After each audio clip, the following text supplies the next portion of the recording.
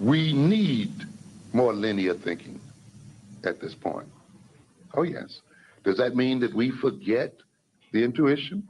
Not at all. Does that mean we forget the oral tradition? Not at all.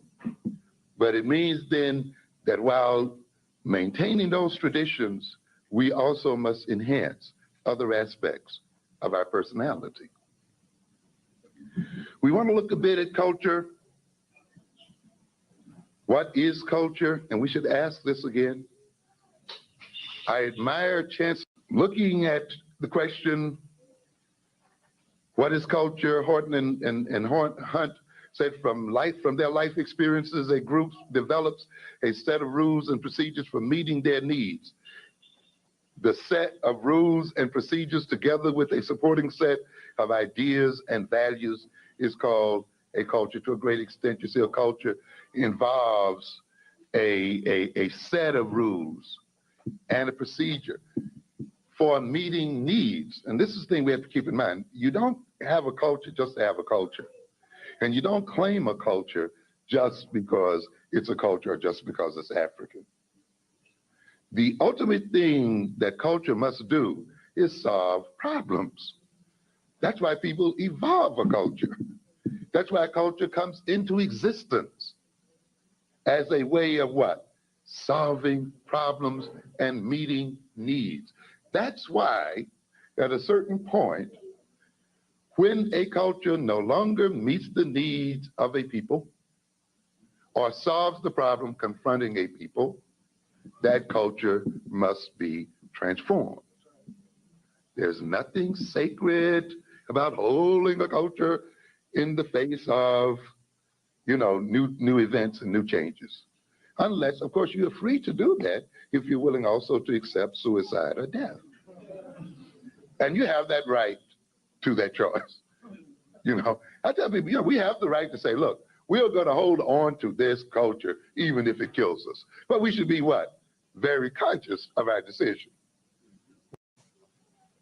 This is why ultimately the educational problems of our people will have to be solved in terms of cultural transformation, not just in terms of educational technique, you see.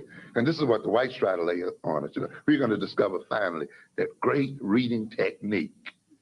Children can learn almost in any way you teach them. But it's about more than technique. It must be a part of a total cultural structure. And the children must come with a cultural intentionality, because no technique is going to matter if they pay no mind, if they have no interest. You see, if that culture has given them little or no reason for learning what is to be taught, if what they're learning is really not relevant to their situation and their circumstances. And so we have to understand very much how culture itself structures the thought processes. Now, there are some of you who are saying, but there are socially culture patterns, the ways in which its members relate to each other, interact with each other, perceive each other, and the ways they organize, develop, institutionalize, and apply their human potential in order to adapt to the conditions in which they live to satisfy psychological and social survival needs. Ultimately, as I said again and again, culture is about solving problems. But we're going to learn, as I've indicated before, solving problems in a cultural way, creating power in a cultural way, requires relating to each other in a particular sort of way. Implies interacting with each other in a particular sort of way and perceiving each other in a particular sort of way. I've indicated under other circumstances that individuals do not have power. Power is the result of the nature of social relations between people. The way people choose to interact with each other makes power. If you don't believe it, you could go back a few years and see how little white boys could order grown black men around. Were they big enough to beat them? Were they big enough, did they have enough power to knock them down? No, they didn't. But it was because those little white kids were in a structured framework and had behind them a set of structures and strategies that, because white people had chosen to relate to each other in a particular way and interact with each other in a particular way and interact with us in a particular way, even a white child could come out and express power over black folk. But the power was not inherent in the child, but it was inherent in the culture and inherent in how that culture was designed and structured. And it's out of this, and this is what I've told you before about an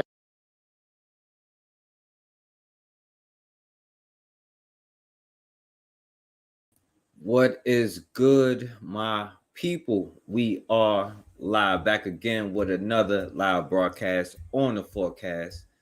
What's going on, everybody? What's going on? You got ripped off. My brother Black Meg is in the building. What's going on, my brother? Um, and I'll say this first, I didn't y'all see I didn't have no Black History thing. I'm gonna come back with it next week. I didn't really have no time. And honestly, I wasn't going to do a live right now, but I had time and I'm like, yo, let me try to be consistent on Sundays, even though it's late. And a lot of people probably gonna have to catch it on the playback, but that's cool. But it's like my Friday now, so you know what I'm saying. So I got time, so and then I can still get to what I'm doing afterwards.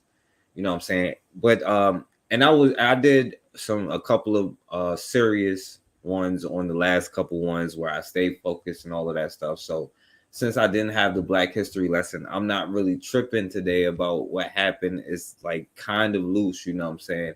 Even though it's stuff that I want to show, but I'll put the link in the chat, right? And this is just some of the stuff that that was accumulating, and I wanted to, go ahead and put it out there before, what I'm saying, it gets super old. Like some of the stuff I didn't even talk about, but we'll be able to talk about it. So like I said, this one is not super serious. So I'll even put the link in the chat, but we're not gonna go to left field though, you know what I'm saying, for those of you who like to do that. Yeah, that's why, I at least gotta try to show up on the Sunday. That's why I don't like having scheduled days, you know what I'm saying, because the schedule changes. And y'all see I just do it when I can, you know what I'm saying, and when I got time. So I just do it, or when I really got something to say. You know what I mean? So I'll just go ahead and go through it. You know what I'm saying? If nobody comes on, that's cool because I want to go through this anyway. But if you do, I definitely want to hear your opinions about some of the stuff that I'm going to show.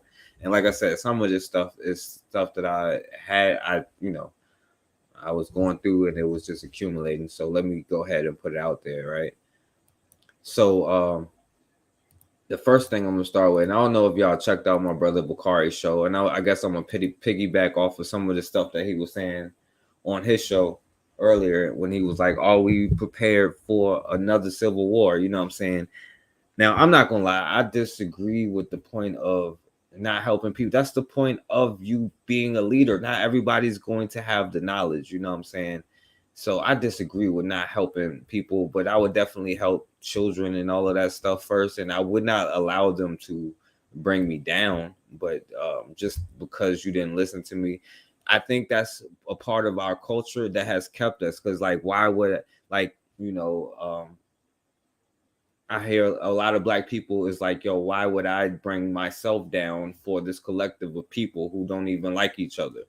And maybe that's why we have been struggling to, even when we had our own stuff, we still were struggling to create whole institutions and protect them. You know what I'm saying?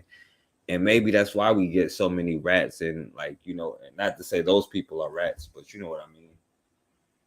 But maybe that's why we get so much infestation. But so let me play this right, because Bakari talked about, are we ready for another civil war? And listen to what this one is just a clip, but what she said is relevant to what we've been talking about our ancestors. Are we our ancestors? Beneath the trash, under the trash pile, have the audacity. Baby, try us. We are not our ancestors.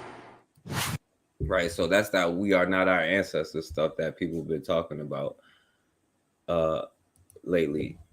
And let me say this, man, your ancestors in 1964 was throwing Molotov cocktails at the police. You know what I'm saying?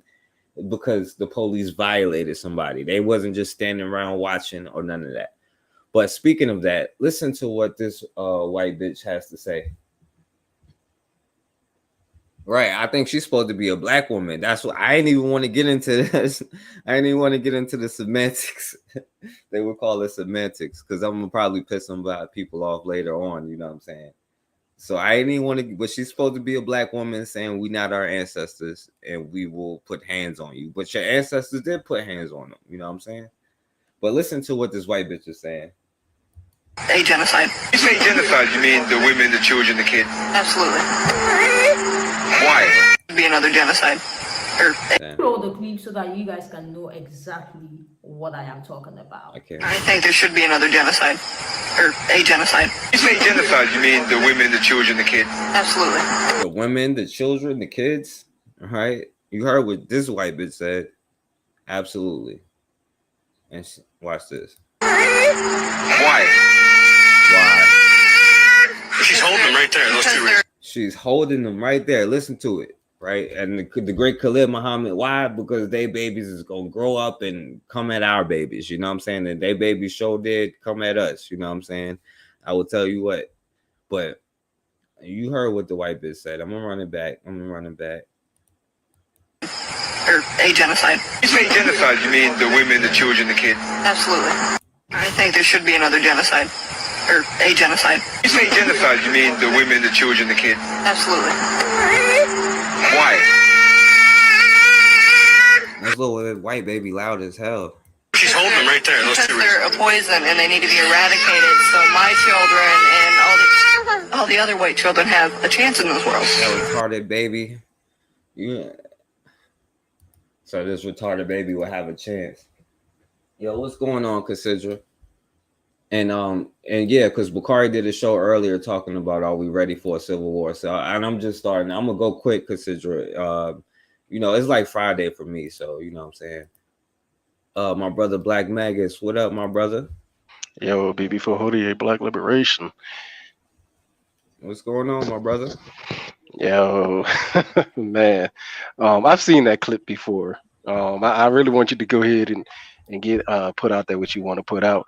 I just wanted to make 2 quick points and then let you go on. That first one, that term, that phrase, we are not our ancestors. Our ancestors didn't have social media and they didn't talk about it. They were about it. And so every time people use that phrase, we are not our ancestors. Well, what are you doing to be like your ancestors is the next thing that I have to say about that. Nice.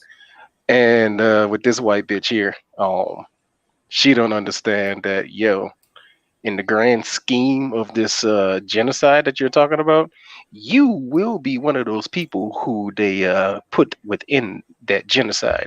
We know that Cracker don't care about themselves either. It's about green or any kind of other financial gains or exploitation that they can use, anything they can use to have superiority over others. And as you can clearly see, this is one of those downtrodden, probably should be voting Democrat, but I'm gonna vote Republican against my own interests. Pieces of trailer park inbred trash. Let's just call that what it is. Yeah, you forgot redneck. Actually, nah, man, those ain't rednecks. You don't think so? I've lived with some around rednecks, and that's just trailer park trash. Rednecks, yo, the rednecks, them Arkansas boys. Yeah, now that's some rednecks. Yeah, I feel you on that. I just saw that they got this damn swastika on this damn shirt right here. Mm-hmm. But yeah, all right. So let me play this junk for Cassidra. Or a genocide. You say genocide, you mean the women? What I am talking about. I think there should be another genocide. Or a genocide. You say genocide, you mean the women, the children, the kids? Absolutely. Why? She's holding them right there. Those Because two. they're a poison and they need to be eradicated so my children and all the other white children have a chance in They be this world. retarded as hell. Faith in And the genocide. other one got a big ass head, like he a little bit slow too or something. I don't know. Maybe I'm tripping, but no. Inbreds, man. Inbreds. That might be true. The hills have eyes. Shit, she might be a little bit inbred herself. Because I mean, actually, when you look at this, I mean, I would almost probably think these are like Appalachian crackers. So you know, over there in those Carolinas and shit like that. Yeah, probably. Yes.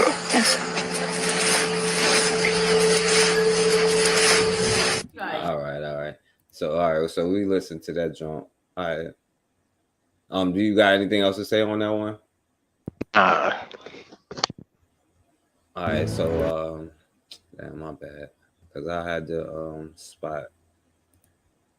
All right, here it go. So I don't know if you've seen this video about the viral whatever. You know what I'm saying? We looking at different people's cultures here. You know what I'm saying? So listen to what this. I don't know if it's a white dude or a white chick. I have no clue what's going on here. It might be one of those like you know, whatever they call themselves. Man, y'all love using these TYT clips. I know, man. I know, because I be trying to find it somewhere else, but like sometimes it be the only way. But anyway, this you know this all because this is the only one that actually showed the video. I ain't even use him, but did me wrong.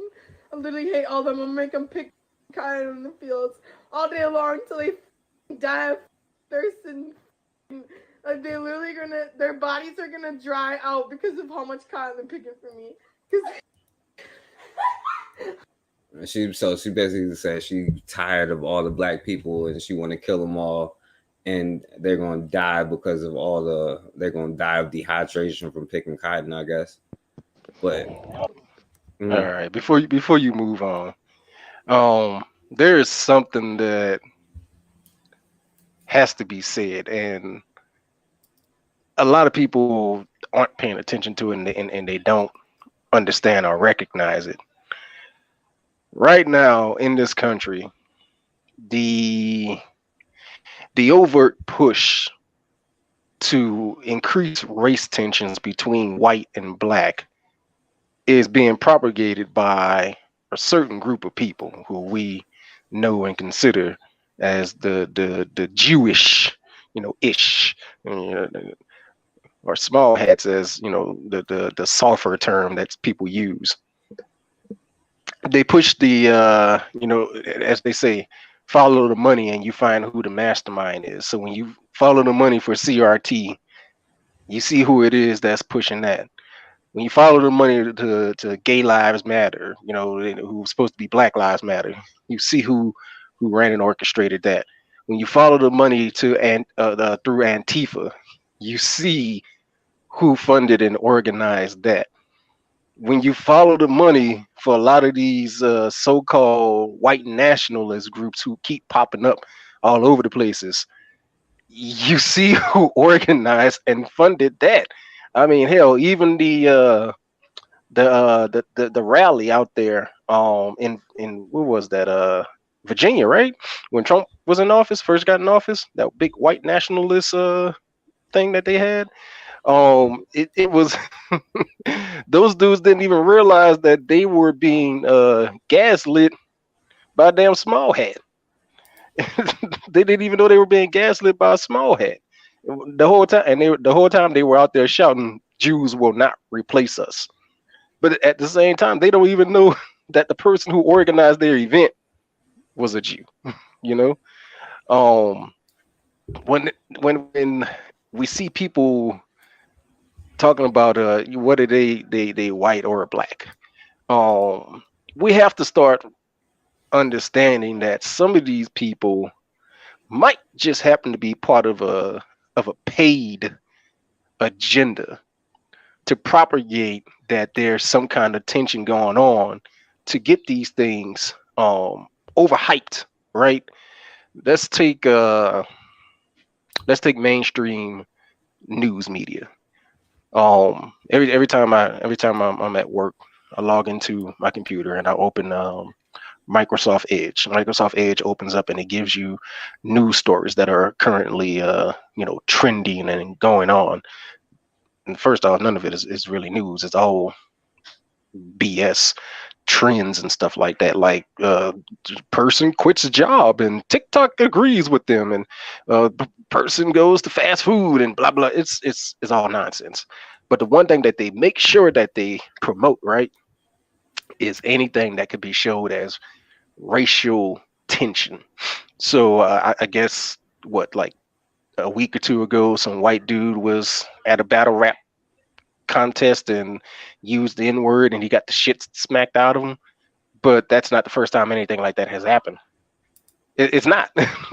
Yet somehow this one made mainstream news. Okay, why is that? Because they need to get the scent off of them.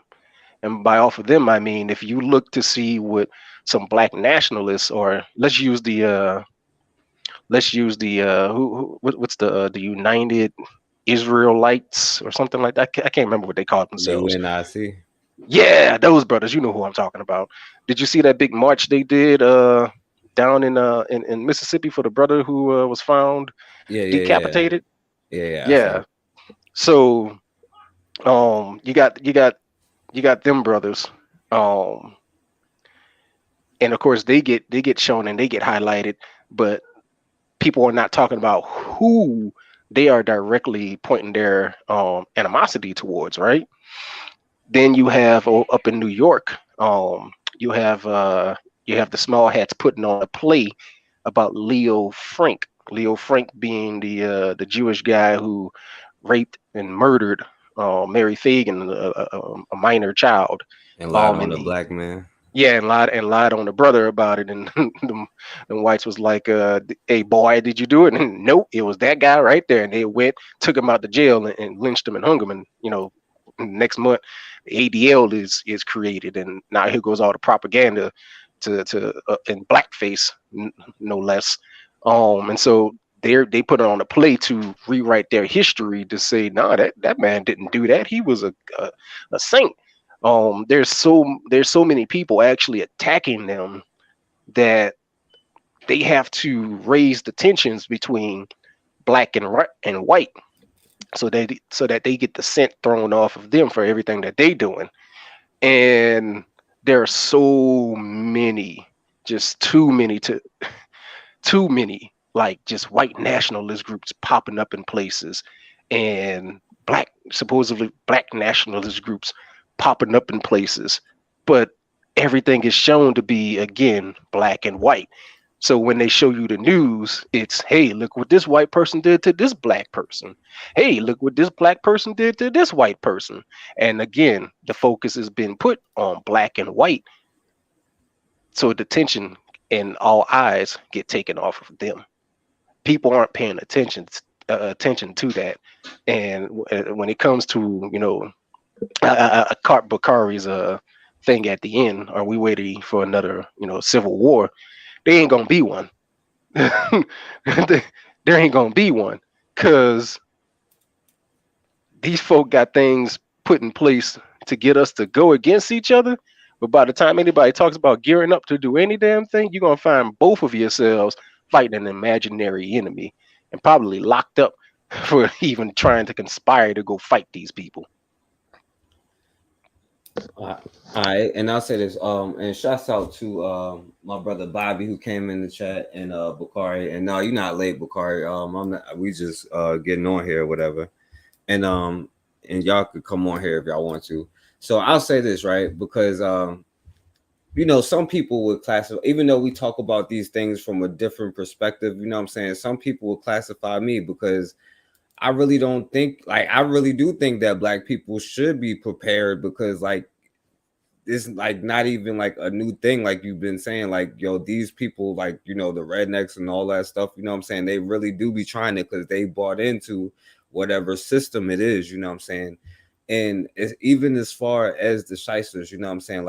I still think that, they just another group of white people. And I get what you're saying, because we're going to talk about them, and we talk about them, you know what I'm saying? But even with that, black people really definitely still should be prepared, you know what I'm saying, for you know what I'm saying, to be able to protect themselves, number one. And I know you're not saying they shouldn't or whatever, but I know people you know, your boy First Rifleman to come on here and be like, oh, well, that's exactly what I'm doing, trying to fan the flames or whatever like that. But I really truly think that Black people do not think that. Like, we think that we have some kind of ally, and that's why I go at all of them, you know what I'm saying? Because I do talk about, you know what I'm saying, like, I don't, like, you know, the poor white people and all of that stuff. Like, I don't think that they're our allies, you know what I'm saying? Even the ones, like, I think that we have two different missions, because I think the most dangerous thing you could do, instead of talking about, oh, we go get a militia and do all of this, when you start talking about changing some kind of, like, finding ways to get clean water for a cheaper price for your people, that'll probably get you taken out faster than the talking that, you know what I'm saying, revolution, or, you know, grab the gun stuff and all of that. Even though I think that we should all be like preparing and buying things that we need to buy, and, you know what I'm saying, stacking up on our weapons for whatever may or may not come, because I do think, like, I don't know about a civil war and all of that stuff, but I do think like something is going to change, you know what I'm saying? And I think that people should be prepared. Even if it's a burglar breaking into your home, you should be prepared. But, you know what I'm saying, just a transition, like, you know, and another thing, I probably want to set off a change, you know what I'm saying? That's just me, though, you know what I mean? Definitely. I'll say this. Never before in my time have I seen any white nationalists sit down and have one-on-one pleasant talks with any Black person. But we're living in different times. Before, you know, the General Irritated Genie started sitting down and meeting with and he just was doing it on public platforms, you know, doing interviews and things like that with white nationalists. No, let me rephrase that. Not white nationalists, with Nazis, with stone cold, dyed in the wool Nazis. Before he even started doing that, I was doing ride share as a driver, and you being from the deep South, you can tell what kind of white person you got around you. You can tell if you got one of those quote unquote friendly ones versus one of those subtle racist ones versus one of those outright ones. I have had so many outright crackers in my vehicle since these lockdowns. And you will be surprised to see and hear how these guys are now talking. And again, that's why I'm saying, like, you have to see who is talking and who the spotlight is being put on nowadays. Because a lot of this stuff is modern day COINTELPRO on both sides. You know, for us, we know it's COINTELPRO. I don't know what COINTELPRO like thing they instructed on the cracker community. I just know about our community. And so it amazed me the kind of conversations I would have with these people, because where I come from, I don't like you, you don't like me. If we both working on a job together, then we gonna work on a job out of respect, because we both obviously need to get this money. But when we clock out, I won't be on your side of town, you don't be on my side of town. And that's how things were. And when the lockdowns happened, it shook some people, man, because this is something that people have never seen before. No one has ever expected. This is the first time in history we've seen something like this on a global scale. And out the gate, the general said, I got to meet with these people. I got to sit down and have talks with them, because we did a rally at Freedom Plaza back in November of 2021, and they just came up and approached him like, because they did their thing on January 5th, 2020, And after that, yo, they can't have any kind of gatherings. Anytime they talked about having gatherings, yo, there's informants, snitches all over the place. These are the things that are going on behind the scenes that you don't see, but they're happening to them. And again, the January 5th thing, again, a whole nother Barton paid for plan. Because I mean, I don't know if any of you have seen the videos of the security team literally walking. Remember the big Viking looking white boy? The day before it went down, there's literally video of security walking him around, showing him where each and every last office is, stuff like that, right? So the whole January 5th thing, again, a whole nother shenanigan. But then, you know, the general just starts meeting with these people on their podcast. So now he's literally sitting down with Dave Gahary, a very close friend of David Duke. I've heard David Duke speak highly of the general. The real dyed in the world Nazi white nationalists, they understand what is going on.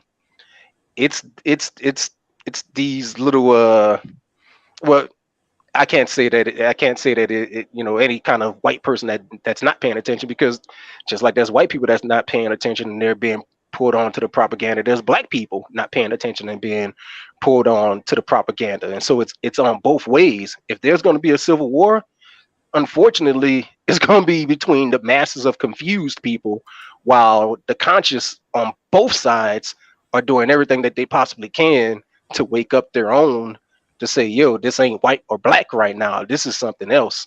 And if nobody wakes up to this, both sides are going to find themselves having a minimum vanguard to go against any mutual enemies. What's up, Bakari? Before Bakari, Bobby, so what's up, Real Black Gentleman? Shouts out the Real Black Gentleman. Bobby said the white nationalists have a Bible called the Turner Diaries. It predicts a future race war.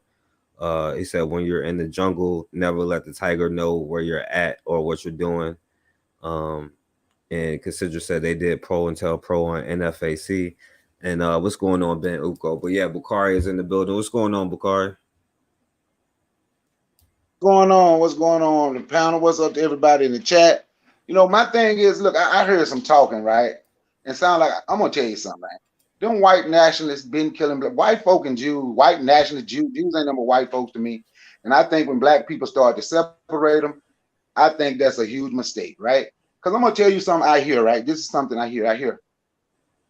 It's just the Jews, but it's white nationalists that been lynching and robbing. And David Duke, I don't give a damn what David Duke, David Duke always spoke on his feeling about black people and what he thinks should happen. That's why he had to go get a podcast over in Germany. Me personally, this is my personal opinion. I think people that's running, because I was on somebody else, Jefferson's in the chat, somebody else that followed the Irritated Genie, and they were saying the same thing. See, it's the Jews. Man, can't nobody else show me when white nationalists ever gave a damn about black folk. Show me when white nationalists, man, black people, we can't be that gullible. That's no difference. So when we talk about a socialist saying everybody can be together, what's the difference in dealing with the white nationalists? Because you can't show us no time in history where they ever gave a damn about black people. I don't get that one. Then we say, well, they know it's the Jews. Yeah, they know it's white folk. See, because if them white folks cared, they couldn't nobody give them no money to make you do something to make them go do something. I believe what Garvey said. Any leadership that teaches you to depend on another race is a leadership that will enslave you. And sound like they depending on somebody else to fight our war. And if that's what they depending on, that's why I say, for me, I rock with the few people. I rock with the few black folks I got. If I go down, I'm gonna go down fighting with my people. I ain't trusting nobody, because them wasn't Jews that decapitated that brother in Mississippi. Them wasn't Jews that lynched that brother in Douglasville, Georgia. There was no Jew that choked that black man out on the train. See, and my thing is right, and I know when a lot of stuff happened, people find conspiracies. I don't look for the conspiracy. Even in the January 6th thing, them white folks fighting white folks. Even when they was out there and they were talking about fighting, but the one person that got stumped out was a black person that got stumped out there trying to take sides with one of them white nationalists that ended up getting stumped out. So I for the life of me, the same people that were talking negative about an HBCU will look to find something good to say about people that have intentionally throughout their history of this country, throughout what they have done to black people, we can find some positive in them. I don't see it. I don't get that one, and I can't ride with that. That's me personally. I can't ride with that. I can speak to that, Bakari, because here's the truth of the fact is that this is the way that Jeannie has decided to move, and with him doing that, if you choose to support him, then you choose to support him, but it doesn't mean you 100% agree with him. And I will say that myself and a few others who I've spoken with, like some things we feel he shouldn't be doing, but this is the general. He's foreseeing something that we're not seeing. But with him doing that, he's not saying that, all this stuff happened and we just need to blame the Jew. We'll use the Jordan Nielsen. Neely up in New York, right? I see that, and I'm like, we need to go stomp them out. And if you having talks with some of them, have them give us the name to this person, where they at, how can we put hands on them and then not have to worry about the law coming to mess with us, right? I understand that for that case there, that would be a little harder because I guess this dude is actually the son of some police chief out there in New York. So he's protected. But I'm just using that as an example, right? Like one of these crackers put their hands on our babies. I want you giving me the name to where this person is so I could go put hands on them. But then what happens when one of our people put hands on their people? And so then they're going to come to us and be like, give us the name so we could go take this person out. And then it'll just be back and forth. So I'm not saying that it's a scapegoat, right? I'm not saying that it's a scapegoat. Like, okay, this happened. Now forget everything that they did. You need to see the Jew in the problem. No, the thing is to say these things are going to stop. Period. And if something does happen, then we're going to have a contingent of people who are going to have to deal with this, whether you guys like it or not. It's just about building a mutual understanding, not a mutual bond, just a mutual understanding on things, and coming to an agreement that, if we know that we're not doing nothing to you, and you're not doing nothing to us. I actually just messed up with the way I was wording that, but if you understand what I'm saying, like, if both parties know that we have each other in check, but then something happens where it's your people against my people, okay, we need to see exactly who paid this person to go do this. Because at that point, there has to be a third party in play. And that's all that at least from my perspective, because again, the general has the way that he's moving on this, and I don't 100% understand it either. But the way that I have summarized it from the way that from the talks that I have had, because things have definitely progressed now further than I thought they would have. It's definitely looking it's an advanced game of chess that I have no experience at playing. I will tell you that because some people would have definitely been checked a couple of times, while others would have been checkmated out of the game already. But the way that I see the moves being done, it's equal footing on the board with all opposition really being a party that's not even on the board right now, man. It's I understand what you're saying, and it's not to exclude anything that those people are doing against us. Here's the thing: we just like with forecast opened up this thing with, I know you didn't see the clip, but it was a chick saying that we are not our ancestors. Well, the same way I said it, yeah, we are not our ancestors because our ancestors didn't use any phrases. They just went out and did it. So we could be on this podcast saying, yeah, man, these people doing this to us. Well, then we're just talking about it. If we're not putting boots on the ground our damn selves, then we're not also being about it. All right. Hey, so all right, let me say this, and then I'm gonna let y'all finish up and then we gotta move on so we don't be on the same thing for the whole time though. But I gotta say a couple of things, right? Because you was talking about the brother, the general, you know what I'm saying? Now, like, this is kind of my thing, because I even mess with Bakari and everybody about like this black leadership thing. Like, sometimes, like, because we were just talking about Elijah Muhammad, right? And just like the NOI people will be like, no, the messenger, we just didn't sometimes that people could be wrong about certain things, you know what I'm saying? Like, Ida B. Wells, I say, if I had to pick a hero, it would be her. But some things I would be like, she was wrong. I disagree with this, you know what I'm saying? Like, so I can't be like, just because a person says or done. I think that's I think we have a problem with that in the community. Like, even when I talk about Marcus Garvey or nothing, that's why I mess with Bakari and them about Marcus Garvey, because like I really think like blind leader, like, I ain't gonna say blind. I'm just saying like following. If you can't like question something or think that a person can't be wrong, you know what I'm saying? Like even me, like I wouldn't expect nobody just to like, and then like last time, like how y'all called me out on when I was wrong, you know what I'm saying? Like, and I would appreciate that, you know what I'm saying? So like, and then even with what you're saying, like, like I live in like Virginia, bro. Like, like I know the surrounding counties don't even stop unless you strapped up, you know what I'm saying?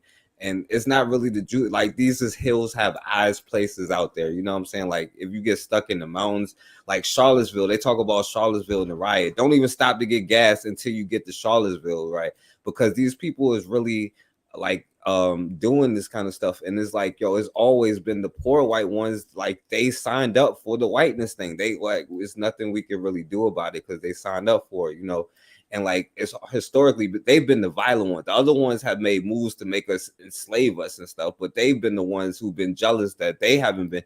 Like I say, their system is against them all the time, so it's damn sure against us, you know what I'm saying? But like even when it comes to being on like, give us our own, they historically haven't, you know what I'm saying, since like the beginning, you know what I'm saying?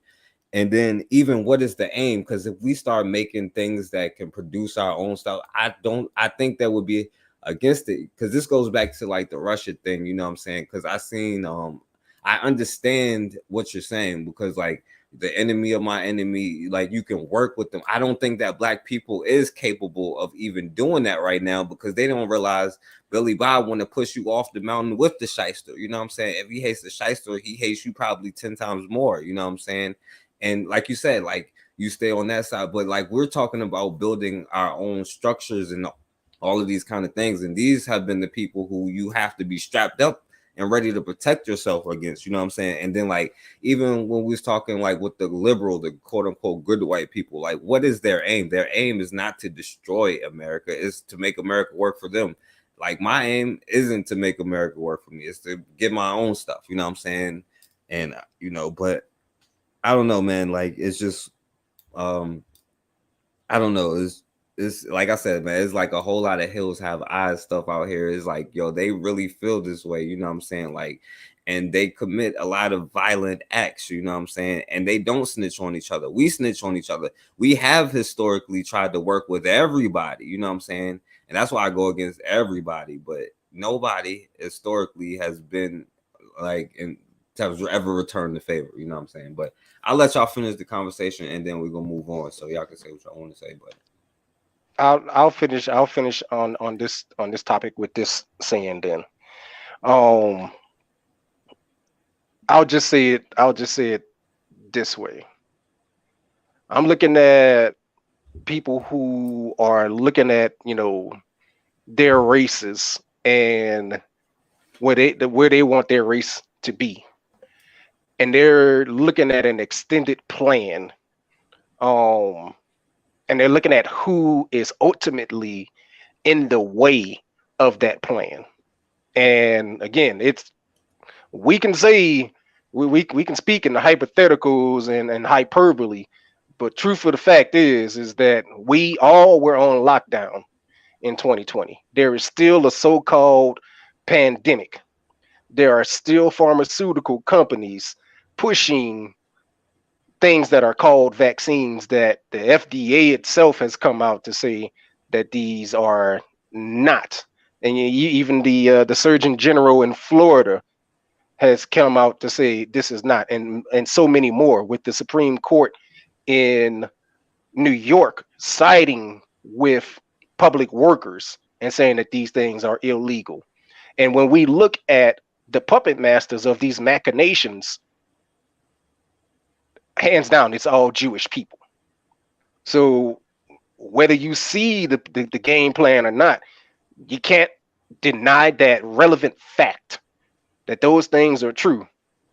And so again, if the general of the white nation and the general of the black nation both have ultimate goals for their own races, and they're looking at who is stopping, who right now poses the biggest threat to that, and then they say, hey, it ain't the race I'm usually the biggest against is actually this group of people here, and they come to terms of saying, hey, let's find some kind of ground to work on it.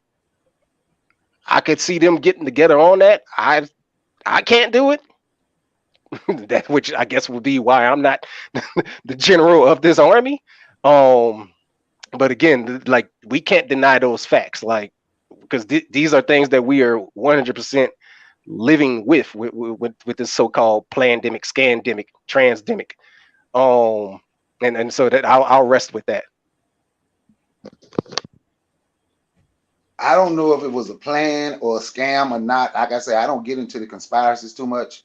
But I do know this, just from what some people who I know that's in the medical field say. I always say, you find all them white nationalists who was out here talking about don't take it. You found them running to the doctor, taking it more than anybody, but then they telling people, and they telling people, don't take it. Me, I don't think me and a white nationalist don't have the same goal. And it sounded like to me earlier when you were speaking, you said, the white guy, we should be able to get their name from them, and he should use the Neely dude on the brother who was murdered on the train.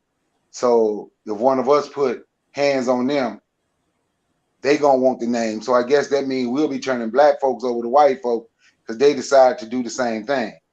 I'm not with that. I don't know who else is with that. I'm not with that. I will not be a part of that. I don't think me and white nationalists, I don't think black people and white nationalists have the same goal. Everybody I actually spoke up against that, Bakari. I'm with you on that one. I actually spoke against that one. Oh, okay. Everybody, every group of people is fighting for power. So, like, when I heard, my son has been on here a few times, and I've heard people go in on my son, but ain't nobody going in on it, right? Ain't nobody going in on this nonsense. There's really no difference than someone saying I'm a socialist and all poor people come together. Well, actually, it is a little difference, because these people is looking for white nationalists to fight other white people for them. The socialists come together, say they just want to make a change and hope all poor people, and hope the system change for housing and health benefits in the way work is done in your wages. I don't think that there may be some, but I know my son, he ain't thinking about no white people going to war against other white people for him. And I don't see none going to war for me. And I don't think every time something happened, somebody has been paid. I think that's another conspiracy for us to look past the people who's actually doing it to you so we can say, see, the Jews did it, or see, somebody else did it. I don't think nobody paid that white boy who went to Buffalo in that grocery store and killed all those black people. I don't think nobody paid that white. Well, he got paid when he was the one in South Carolina. When he went to jail, white folks, the white nationalists, came together and put $4 million, $4.3 million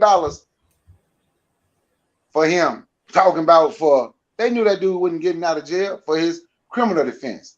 So the white nationalists paid him. And then about a year later, his sister went to jail. I think she got 5 years probation, and they caught her with knives and guns, and they had wrote a manifesto and talking about this when the kids was walking out of the classroom, talking about now this is a good time, we can go kill some N-words. All these people are white nationalists I'm talking about, and I can't get on that board right there. So I would do what I did in this man's military. When it's time to go to war, I would turn down my orders and say, whatever it is y'all gonna do, do it, because I'm grown enough to make the decision and I'm man enough to stand with it.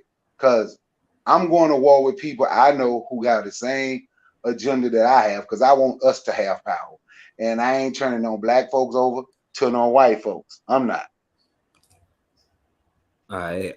And real quick, so Bobby was like, in 1884, 85, they came together to divide Africa. He talking about the Berlin Conference, and there was several of them, the Treaty of Utrecht and whatever treaty that was, but he talking about the Berlin Conference, where they was like, okay, we're gonna put our issues, tribal differences aside under the guise of whiteness. And Real Black Gentleman said, but focus on the differentiation, because all may have come, but not all did.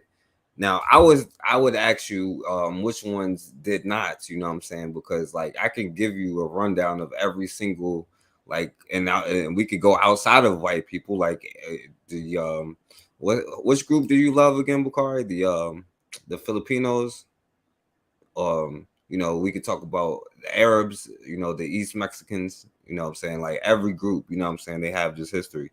But anyway, so y'all have anything else to say about that one? Like what we was just talking about to finish it up? No. Okay. I'll say this then. But again, Bakari, I was actually agreeing with you. I was using that as an example when I said that's actually a bad example. What I was saying is that both sides need to get their own people under wraps, so that when we do see these attacks happen, both sides can say, yo, it wasn't one of mine. So this happening, we need to find out exactly why it happened, because there was probably a third party involved. All right. Yeah, and you said the point is not to defray your focus on generic whiteness. So I'm saying which white, because during every revolution, the black people said, well, let's not do the Germans, let's not do the white bitches, let's leave the children alone. You know what I'm saying? Like that, and I think that's where we keep going wrong, because we say, oh, the Italians is cool, the Italians is black. Y'all know that, right? And but you're not black, but those them brothers anyway. Who posed that question? Because I don't have my question. I chat up. I got one boy Hardcore. Okay. It was your boy Hardcore, but go ahead. Now, I'm going to say this because I'm going to be honest. This is a real fucking problem to me, and pardon my French. These same people that's in it, like Real Black Gentleman, I'm reading his statements, right? And it sounds like he's trying to say he's not going to put, let's say French did something, He won't put it on hungry unless I'm misunderstanding. And I hear what being said on the panel. It's a real fucking problem to me when I hear black people willing to give these white people a pass, but have all. Hey, try not to cuss too. When you can go in, but I ain't take cuss if you need to, but try not to though. But go ahead. It's a real problem when I can see how they can figure out a way to try to give some type of white person a pass, but have all this smoke for HBCUs, have all this smoke for black folks. So I'm gonna be honest, this is why I always say I question a lot of pro-black people, real pro-blackness. I really do. I really question it. I find a lot of anti-blackness amongst a lot of pro-black, a lot of people that call themselves pro-black. Because this ain't gonna get no pass for me. Because I see how they do other black folk, but now all of a sudden we can figure out a way to give these folks a pass. No, they get the smoke. And not only can they get the smoke for me, I got the fire to go with the smoke. And I'm just being honest. That's a problem to me. And I don't see nobody else going in on that. But if I mention an HBCU, all of y'all have something extremely negative to say about those black people. But ain't nobody saying nothing negative about this. Nobody. This is okay. I don't get it. That's why I say I question everybody's.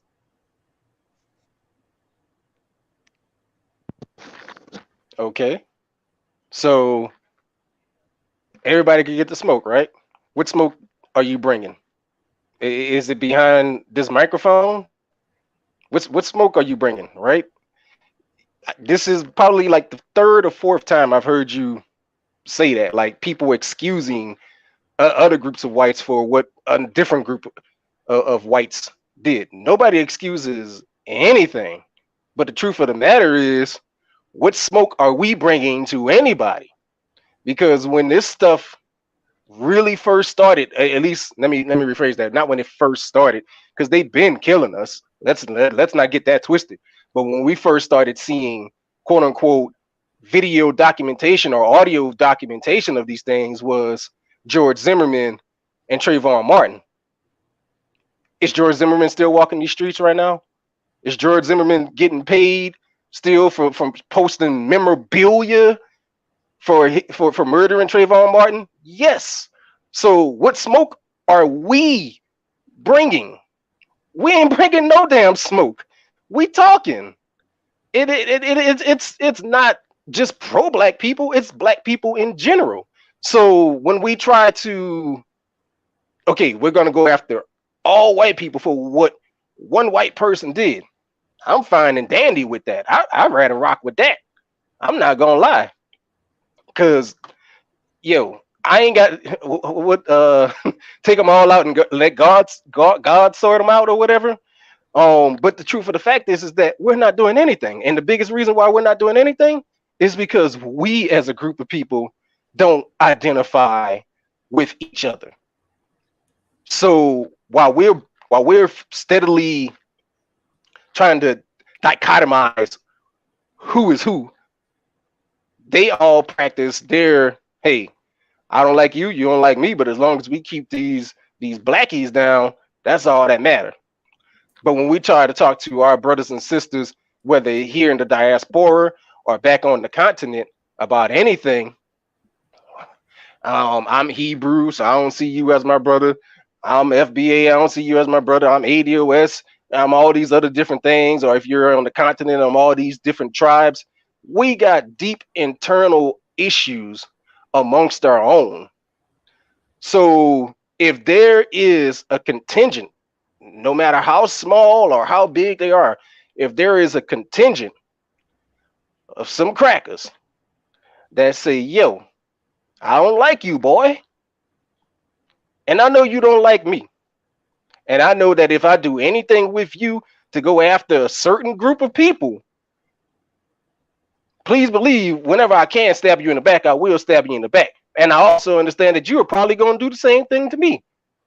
So let's at least go ride on these bastards, and it's going to be a tumultuous ride amongst the both of us, but let's at least go put in that work. You walk into that meeting facing forward, and you walk out of that meeting facing forward. You don't turn your back on them, just period. But the truth of the fact is that we ain't bringing no smoke to nobody. So if you got one person telling you, and you know this person is your enemy, saying that, yo, we got a mutual enemy, and you know you can't trust that person because that person will stab you in the back as soon as you turn your back, but you want to do the same thing to that person. Are you not at least going to take that opportunity to ride with that person to go take out somebody else? All right. So I'm gonna say that I'm gonna let if Bakari want to finish, I'm gonna let him finish. We're gonna move on because you mentioned some of the stuff I want to move on to, by the way. You know what I'm saying? But and I think that black people won't plan on stabbing them in the back, though. I think that is kind of the problem. Like, even like, because my brother MD2, like, I think he's right about it. It's just that where we are mentally, politically, all of that stuff, you know what I'm saying? And we have nothing until we work collectively. We ain't gonna be able to work with another collective. You know what I'm saying? If we can't be friends with each other, how we gonna be friends with somebody else who, especially historic? Because we could be like, yo, like, well, black people they've traded to a lot of them. You know what I'm saying? And like I said, like you talk, like we could talk about the shysters and like Real Black Gentlemen. You know, all I'm asking is like which group. You know what I'm saying? I understand what you're saying. Like we don't have infinite resources, so tighten up our group.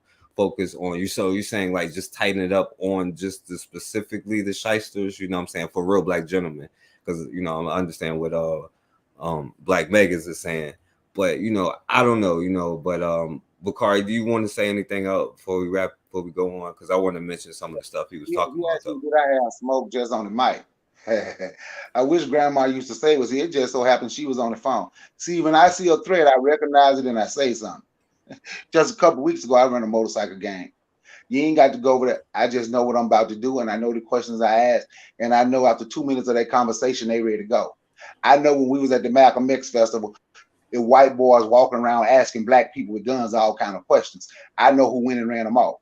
I know when I'm in the grocery store and I saw this white boy gonna get smart out his mouth with a sister, I know who went and checked him and told him if he say another word. And it just so happened Grandma used to say again while she was on the phone. She was on the phone with me while the lady was thanking me, her and her husband, for running that white boy off. So no, my smoke ain't just on the mic. My smoke ain't just on the mic. I understand these people work together. Historically, they have worked together.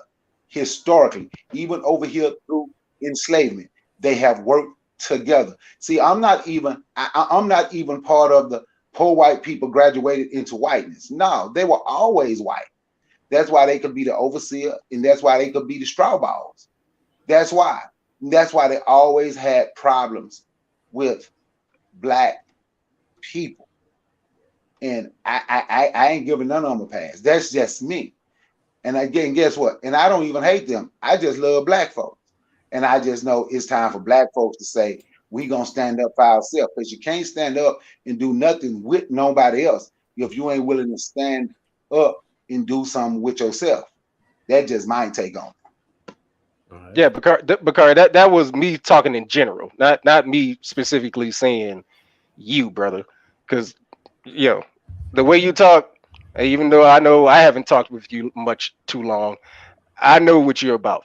So it wasn't me directly saying you, but I'm just saying in general, because we're on a podcast, right? It's not me saying you specifically. It's just in general, like, because we see that that's what black people think taking a stance is. My thing is points directly to what Bobby E. Wright is saying. Like, we need to unite with each other. So in that case of what you did, right? I'll use your example of what you did, right? With the motorcycle gang. No, with the brother, with the sister who you came in defense of. When I do stuff like that in public, you know what I do? I check all the black people around me to say, see, this is why we have to take a stand. This is why I do things to motivate those also around me when I take action to help a brother or sister out. Even when that brother and sister might even be in the wrong, I don't care. Because if you were in the wrong out in public, I'm going to have your back in public. But behind closed doors, I'm going to check you. But we don't need to let these folk see us having any more discourse amongst each other. They need to see us being united, because we see that that's what the hell they do. They united. Problem is, to speak towards, again, I didn't see your podcast. I came in on the end of it. I wish I would have caught the whole thing. But to answer your question, there's going to be a civil war. But unfortunately, the civil war is going to be us fighting against our own lost people, not against any enemies. It's going to be the contingent of the brought and paid for Negroes who are going to come to fight people like us who are ready to stand up for them on their behalf.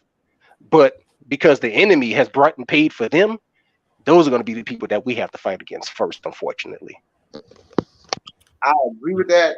And watch this. Then I bet you do. I have the utmost respect for Irritated Gene, right? And my StreamYard ain't worked right since I showed his thing, the secret relationship between Small Hat and Black Leadership. But anyway, I agree with what Bobby E. Wright said. Am I against saying we can use other people? No, but I think at this moment right now, I am, because we haven't come together, and it'll be so small. I think we'll just easily be ripped apart. And I agree with what you said about the bought and paid Negroes, like the dude from the NAACP who stepped up and spoke against reparations. We gonna have to go. I agree with that. We gonna have to go against them too.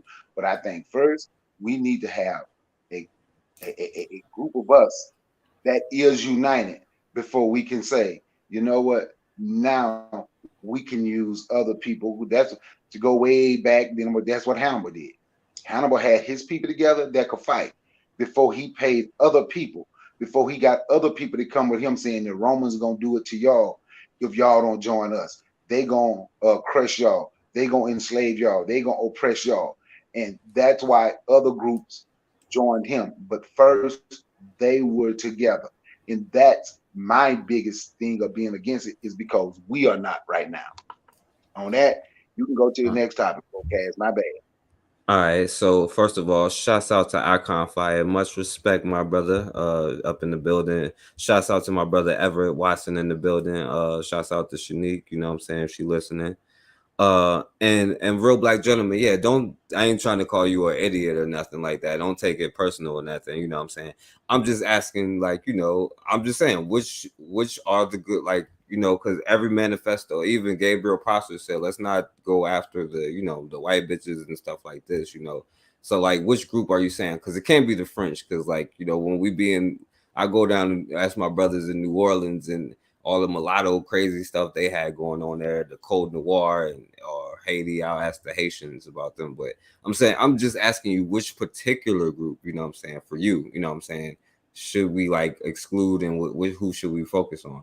All right, so my brother mentioned, and Bakari mentioned HBCUs, and my brother mentioned us not doing anything. So I showed this thing with the student in the University of Wisconsin, you know what I'm saying, going to a racist rant.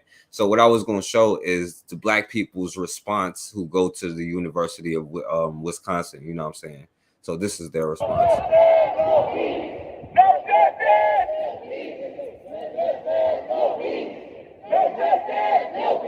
Now speaking, because my brother mentioned not doing anything, so this is more Black people like, what the hell, and crying and stuff like this. So this is what the response is. Students continue their reaction to the racist comments that went viral online. Our Catherine Merck can't be asked a legal expert for talking about the free killing speech people. laws that protect this student. Catherine? The Change.com petition to expel. Right, which one is different? Which one is different? That's all I'm asking. That's it. I can say which one is different. Which one? None of them. They're both the same. Right. Yeah, no, I'm just saying to like Real Black Gentleman, he was like, it's not good or bad, it's different. So I'm just saying which one was different. That's all. That's all I'm asking, my brother. I'm just trying to learn. Who do you know who coined the term "no justice, no peace"? Who? The brother just passed away. The warrior attorney, Alton Maddox. Oh. Alton Maddox coined that term. Well, coined that term, I would say, in modern times. And modern, I mean within these last 30 years. I actually believe the term was used sometime in the early 1900s. I can't believe by who, but it was Alton Maddox, the attorney at war, the brother who just made his transition, I believe, on April 24th.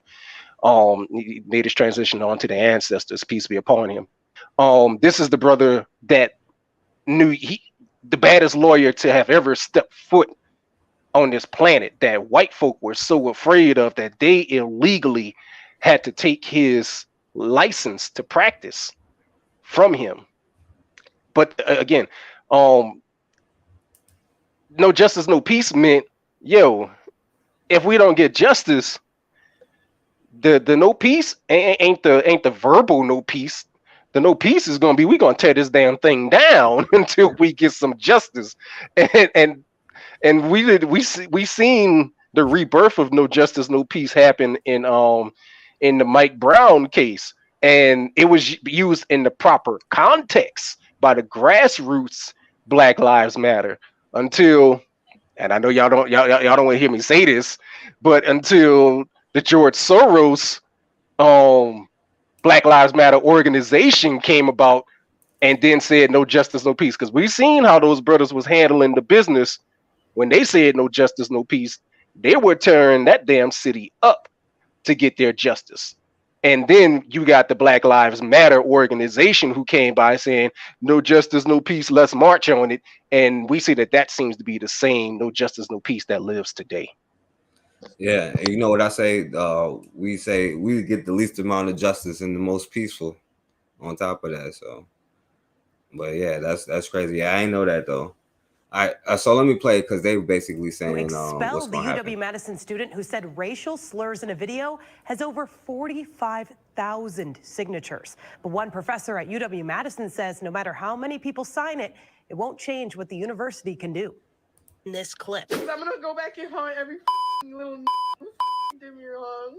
I literally hate all of them. I'm gonna make them pick crying in the fields. students are criticizing the university's response by the hundreds. One in Regret that the letter that I shared yesterday was not received by some in the way I intended. University officials say they can't take action against posts that are not unlawful.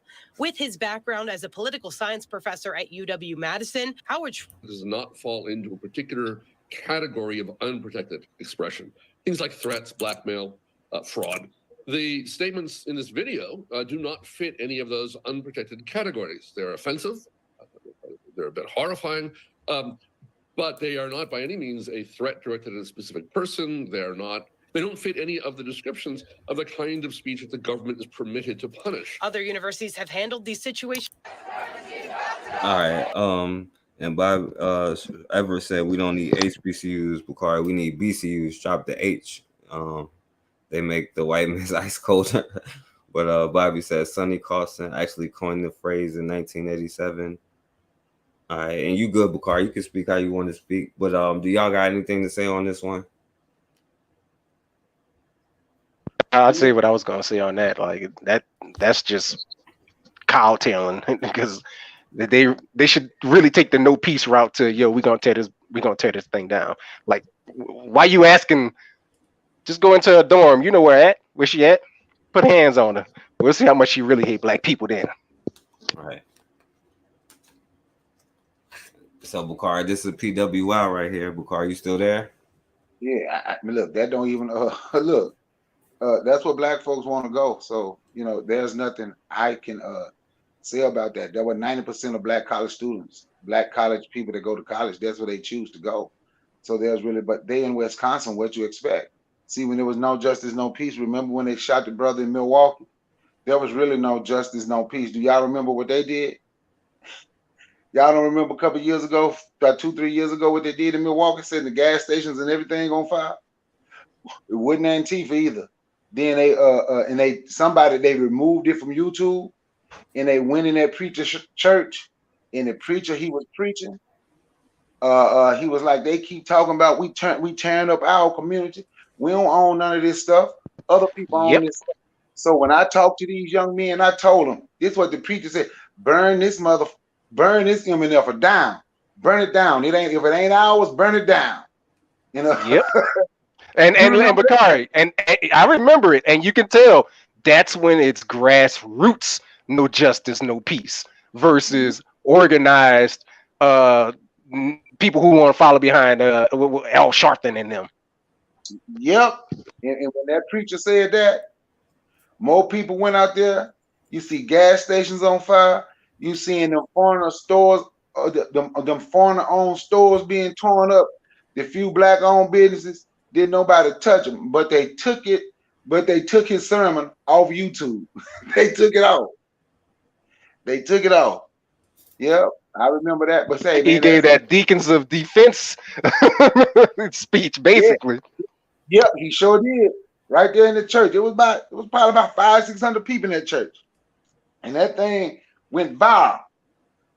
But yeah, and they took it down off. Man, I was watching this thing on damn they were talking about the top 10 most racist places in the United States. 3 of them was in Wisconsin. 3 of them was in Wisconsin. There ain't no black people out there by the University of Wisconsin. None whatsoever. Rhode Island, like in that top 10, I believe. Well, it was the top 10 out. No, let me see. Most of them was Midwest. Matter of fact, actually, they didn't have not one in the top 10. It was not one place down south. It was Midwest, and it was the West.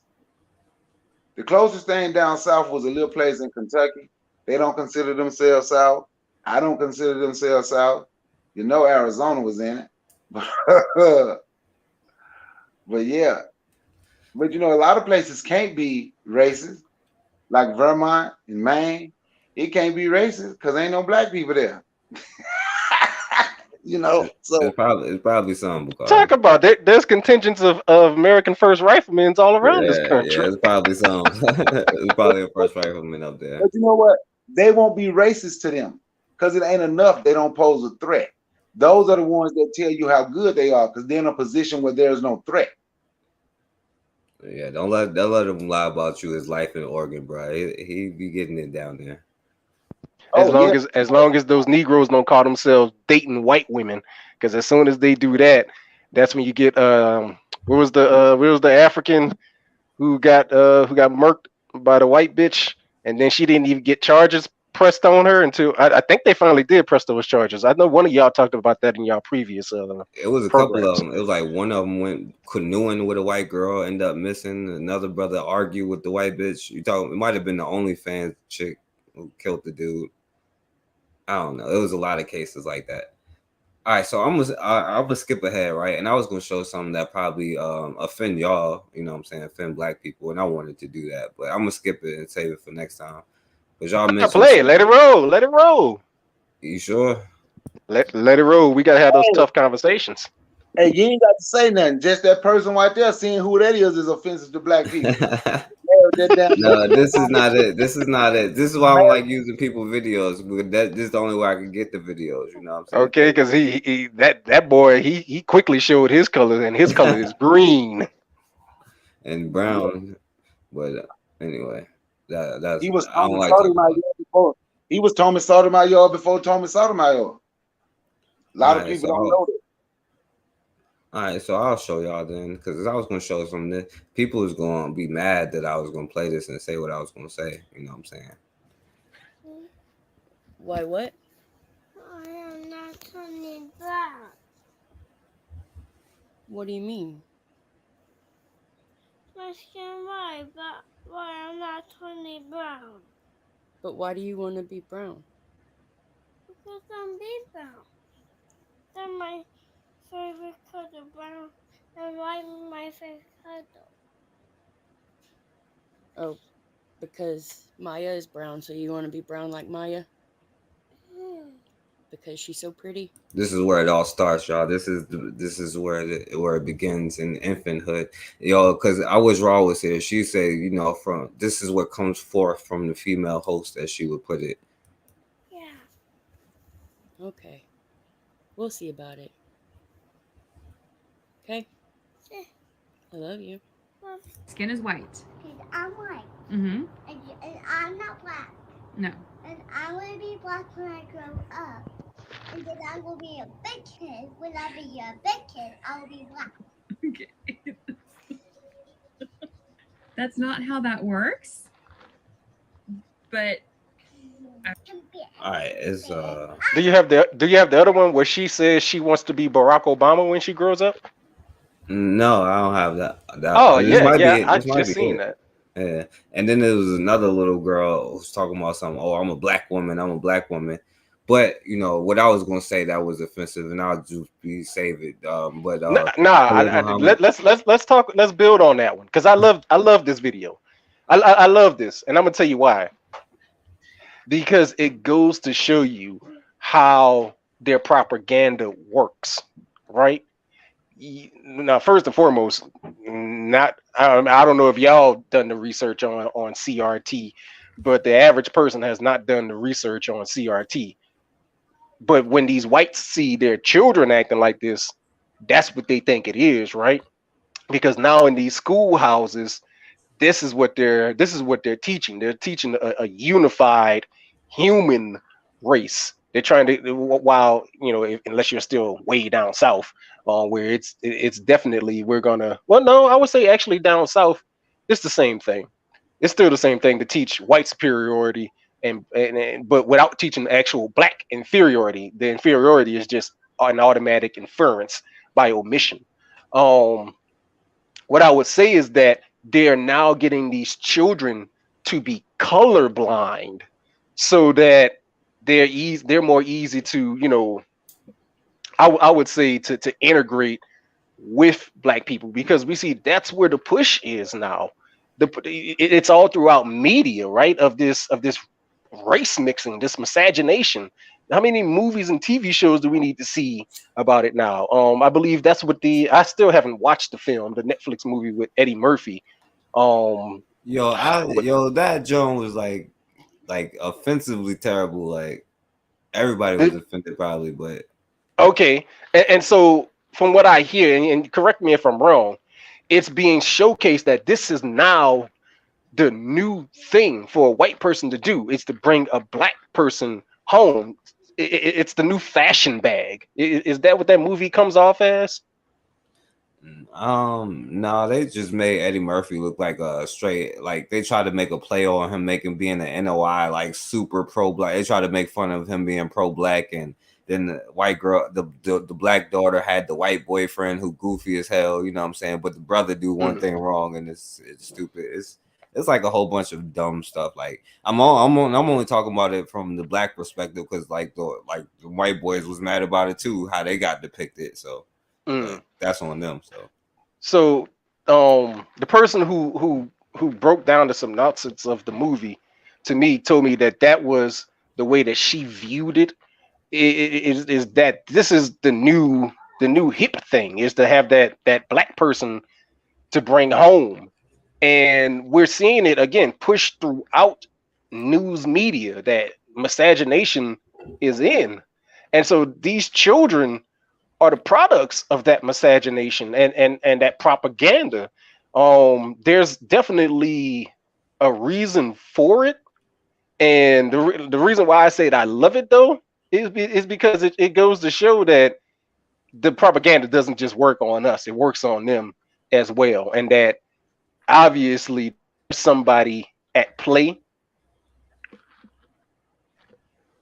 I'm not gonna say who the mastermind is. You could choose who the mastermind is yourself. And Raw is in the building. Shouts out to Raw. I told you I'm showing the what comes from the female host Raw, and Raw knows what the answer is, because like Muhammad say, the men, the women, the children, the babies. Why the babies? Because what they gonna grow up to be. You know what I'm saying? So I'm saying the babies too. You know what I'm saying? Like, and people ain't. I had to do this because there's too many people like, oh, this is no, it's not. It's disgusting. You know what I'm saying? But anyway, Bakar, you want to say something? That little girl want to be brown when she grow up. She get big. She gonna be a big kid. She gonna be black. she gonna be at the nearest cookout near you.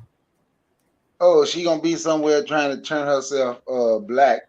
But it also shows how, like that movie y'all talking about. I didn't watch the movie. I don't watch movies where a black woman is with somebody other than a black man. That's just me. I really don't. And I heard people talk about that movie, and without me seeing it and just knowing what it's about, I just say, you know what? That's also part of what the new black person is. Mulattoes are replacing, especially women. But then if you just look at sports, especially basketball, if you just watch it, I ain't saying sit down and watch a whole game, but sit down and watch it. They are becoming the new black people, like Michi X. You know, people consider her. People would say she's black. She's not black. She's mixed. I have a friend who's not black. She's mixed. She chose her black side, and that's what she rock with. But she ain't black. And I tell her that you ain't black. You're mixed. And she would tell you she ain't black. She's biracial. But the difference between those two would be when I hear Michi X go in, Michi X is always going in on black men. My friend, she's not on YouTube, but if you were to hear her talk, what she's going to always go in on is white men and white women. So they're the new, in the dynamic is crazy. And Michi X can get away with that a lot of times because that's what black people do. But I just think they're becoming the new black people, that they are replacing our women, you know, and I have a lot of grandkids, shit. They ain't black. I love them. Bakari. Huh? Let me ask you a question with that, because I like where you're going with that, right? What's the difference though between a Michi X and a what's the Puerto Rican? I think he Puerto Rican. Hell, I don't know. A Fat Joe. What's the difference between a Michi X and a Fat Joe, where they go around using the N-word and saying that they could use the N-word because, you know, I grew up in the Bronx and stuff like that? Michi X has a black parent. I don't agree with nobody using the N-word, but Michi X has a black parent, and I actually know somebody who know Fat Joe.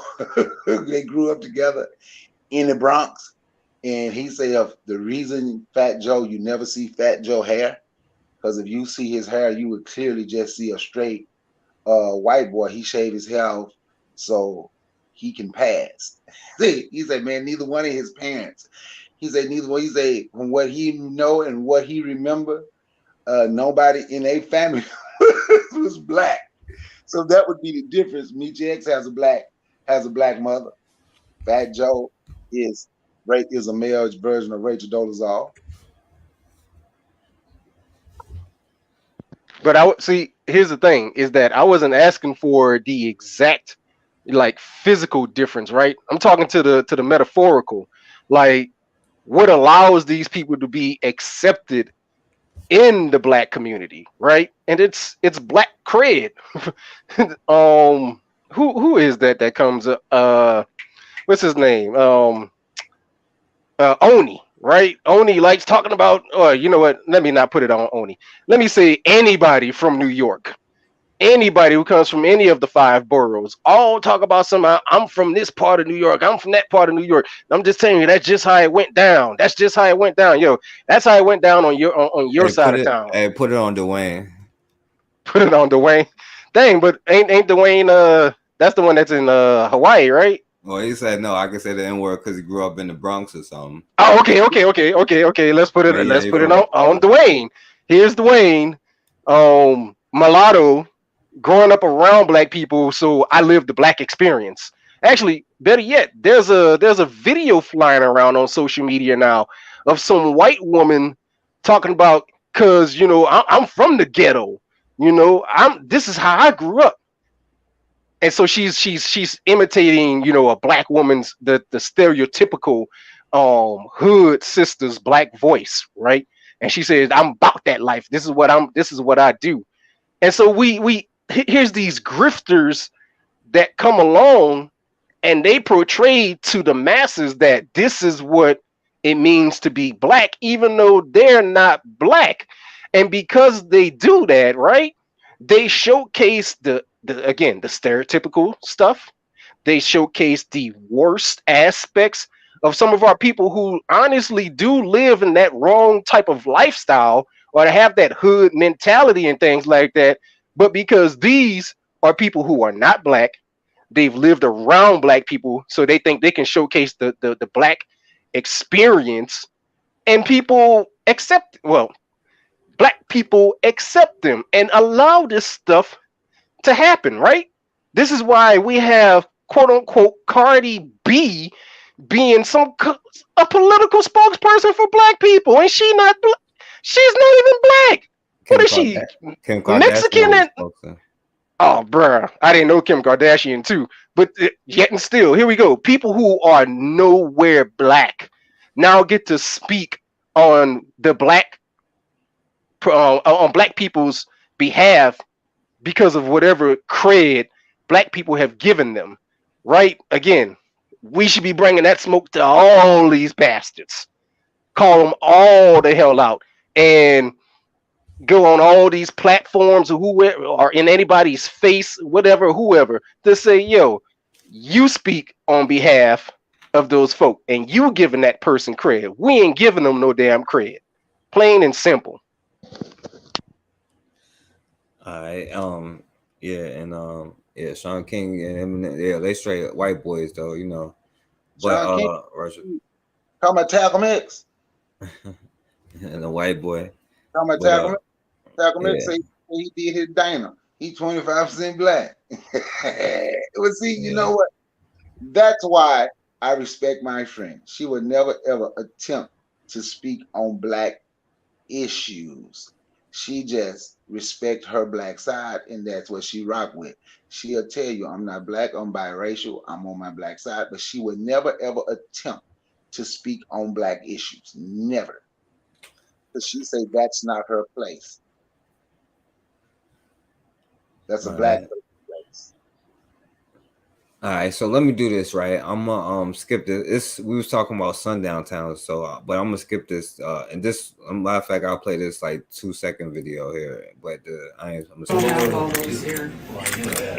We don't park Volvos here. Now he don't know what she's talking about, but she said we don't park Volvos here. She's like, basically, get your ass out of town before the sun go down. You know what I'm saying? Because they have a lot of that stuff here in Virginia. But you know what? I'm gonna skip it because this is another topic I want y'all to talk about before we get out of here. First of all, listen to what this sister is saying, and because we're gonna get y'all love to get into the ADOS and African stuff, you know what I'm saying, but we're gonna talk about it globally from a different kind of perspective, you know what I'm saying. So first of all, listen to what this sister say, you know what I'm saying. The world that we live today, it actually sucks to be white. Whoever thought I would say that? Because they didn't ask their forefathers to do what they did. In fact, if I was a white person, I would wake up every day and swear for my granddaddy or great-great-great-great-granddaddy, swear for my forefathers, because the shit that they did, they are paying for it now. It's almost like being a politician's child. In the country that I come from, most of the politicians are corrupt and, they've looted money and their children are enjoying the wealth and living large while most of the masses are dying of poverty. So you see, as a politician's child, you don't have the right to come out of social media and talk and do anything. The masses will come for your jugular. So you have to live your life. As you're enjoying that money, you will enjoy it in silence. So being a white person, you grew up with privilege and so much that you didn't even understand. And now it's out there. TikTok is helping us share the word. People are beginning to understand exactly what white privilege is. It comes with being extremely careful of what you say online. You can't talk anyhow. If you talk anyhow, you will see anyhow. But my appeal to the black community is that when a white person comes in humility, comes, respectfully and asks questions in comment sections, let us be calm a bit. Some of us, when we attack, you just attack. Take it easy, okay? Take it easy. There is this All right. So let me go through this. So I just want to start this, right? Because we were talking about this whole issue. So listen to what she says. Of black people and stay away from them. They are not good people is one of the first things that my mom was told when she came to this country. I am a first-generation immigrant child. My parents came here back in 1993 after the Somali War. My parents came here as refugees and they were taught the ways of the Americans by white people who were helping them stay in hotels, giving food, shelter, etc., etc. My mom told me a lot of things that the guides would tell them. They would say, these people, they're black, they get into a lot of crimes. I wouldn't suggest that you mess around with them. One day my mom was taking a permit class and just like the jail yard, the Black people were together, the Mexicans were together, the Africans were with the Africans, the Asians with the Asians, whatever. And notice she split up the Black people and the other groups and the Mexicans and the Africans. And as the instructor was talking about, driving and on the road, she said, just make sure that you're paying attention. And for you, she pointed to the Asians and said, don't laugh when you're driving. Right, so who cares what she said to the Asians? Yo, so y'all want to say something real quick on that?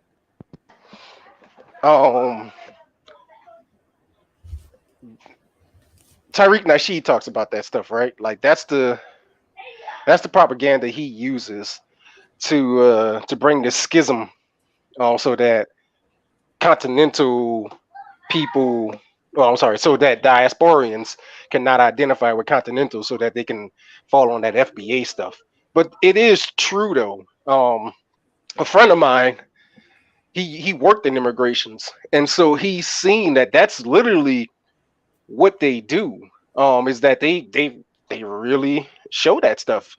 And I talked to a lot of continental brothers and sisters here, and there are some who will tell you that, hey, it did happen, but I'm not with it. I just put on the face, did the shucking and jiving dance so I can get accepted into the country. I'm with y'all. I rock with y'all. I'm with y'all 100%. But then you do have those who, it either works or they're already that way from the get-go, because that's the way they already were in their own country.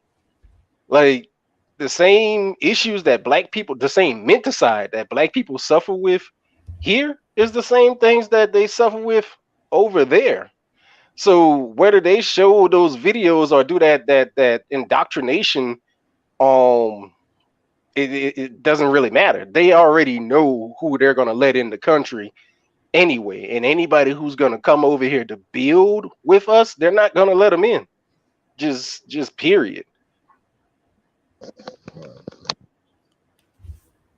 You know what, just think about in this guy, we did, y'all ever seen that Mustafa Hefni video? What's that? Okay, Mustafa Hefni is one of the original Egyptians. He's a Black guy from Egypt. And he said, I know what you're talking about when they was talking about Black and told him to be Caucasian. When he came to the United States, they told him he wasn't Black, he was Egyptian. He said they told him that he don't have, these people here don't have a culture.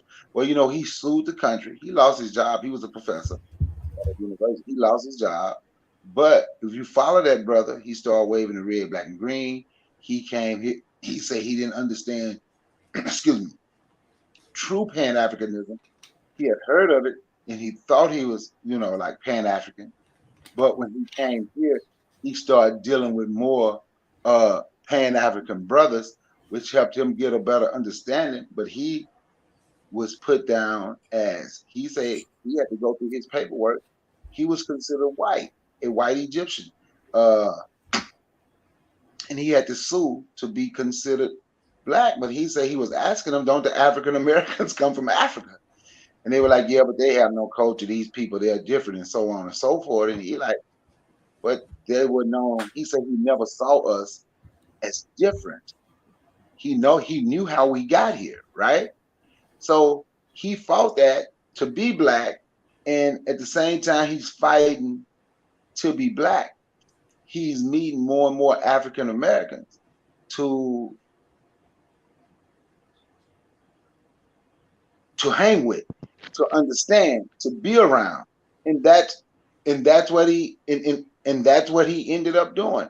I have a brother from the Gambia. His name is Jibril, and we was talking about this, and he didn't know that when they come here, they could be told they're white on their paperwork. So if you look at the census, if they have been put on their paperwork that they're white, the census will count them as white. And he literally said he had never paid attention to it, and he had to get his changed. And he's from the Gambia. He was like, man, you was right. They said I was white. I said, so your folks didn't check? He said, no, man, we didn't check, man. We were just glad to get in the country.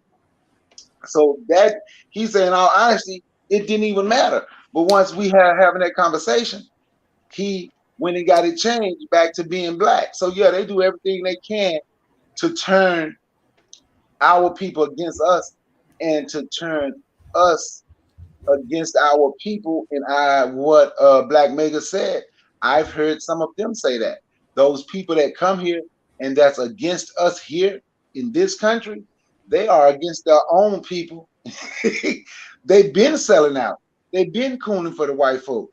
That's why they come here. So a lot of them come here. You'll find the ones who say they'll never go back because they've been run out of the country by the people. Yeah, so he's right about that. The ones that come here and do that, they the same thing in their country. They just a coon. Yeah.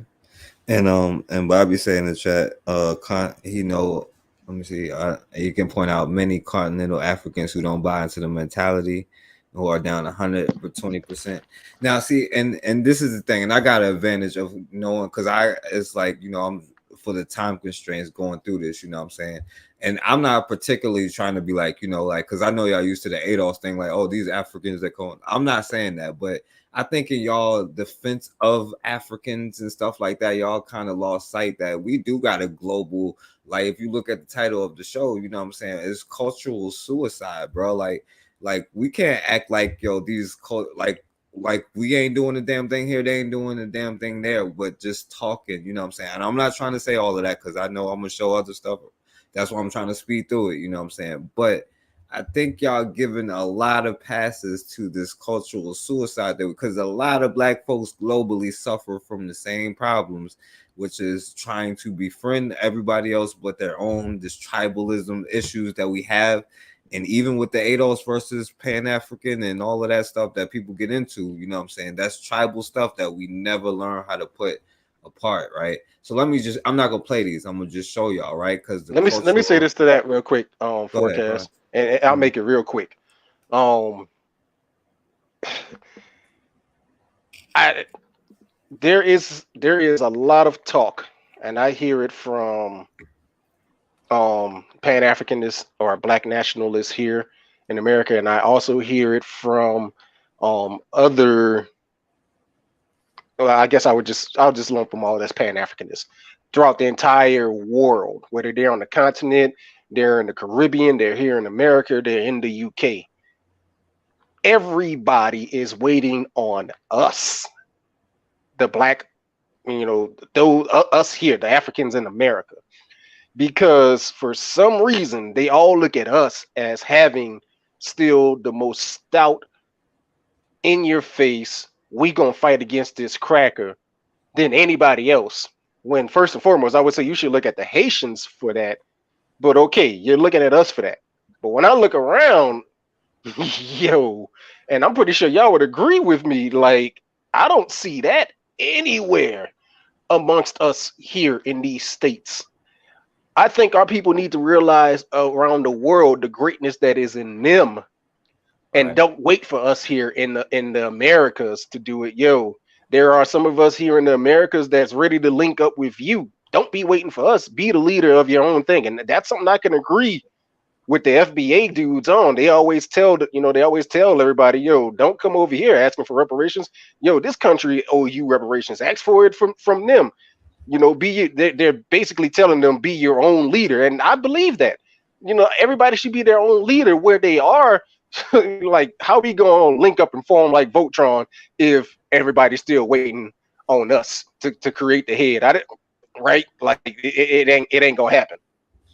Right. Yeah. And Bobby was like, in the chat, and what up, brother God? Bobby said in the chat, Black people in America are, and that's what I'm saying. Like, it's the same thing all around the globe. All around the world, the same song.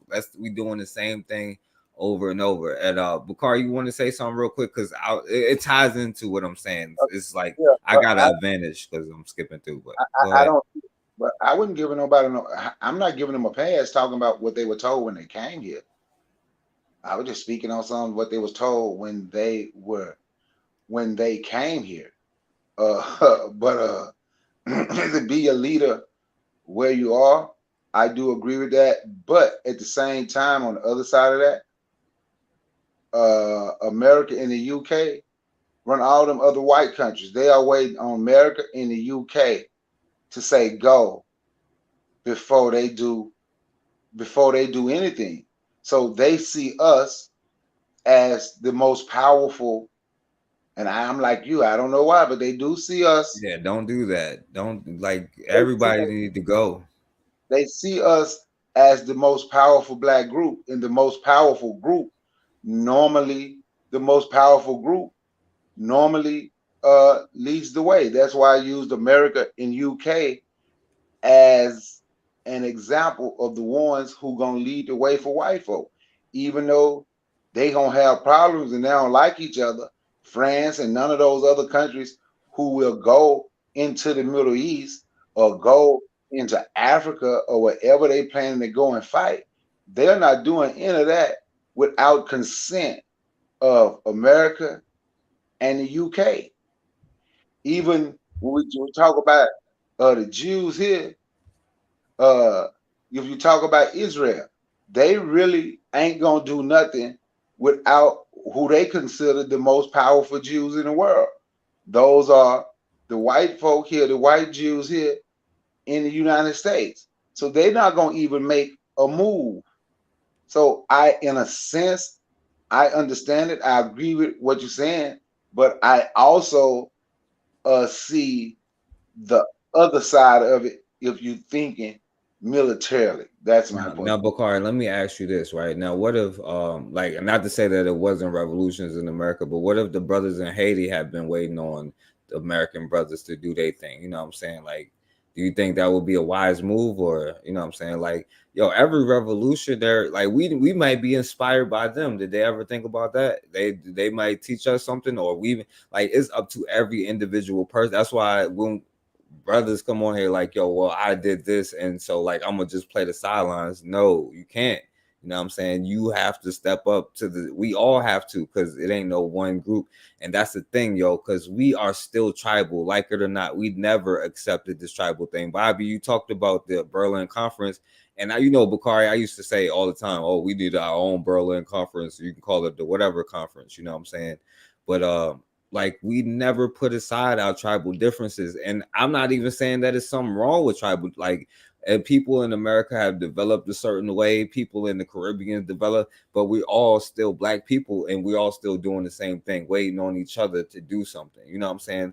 And that's why, like what we were talking about earlier, when we just sitting there talking, like this is a culture that needs to change, like because we can have this, like, because I think that's one part of culture that shows we the same. You know what I'm saying? We look for other people to come and save us all the time. You know what I'm saying? Even each other.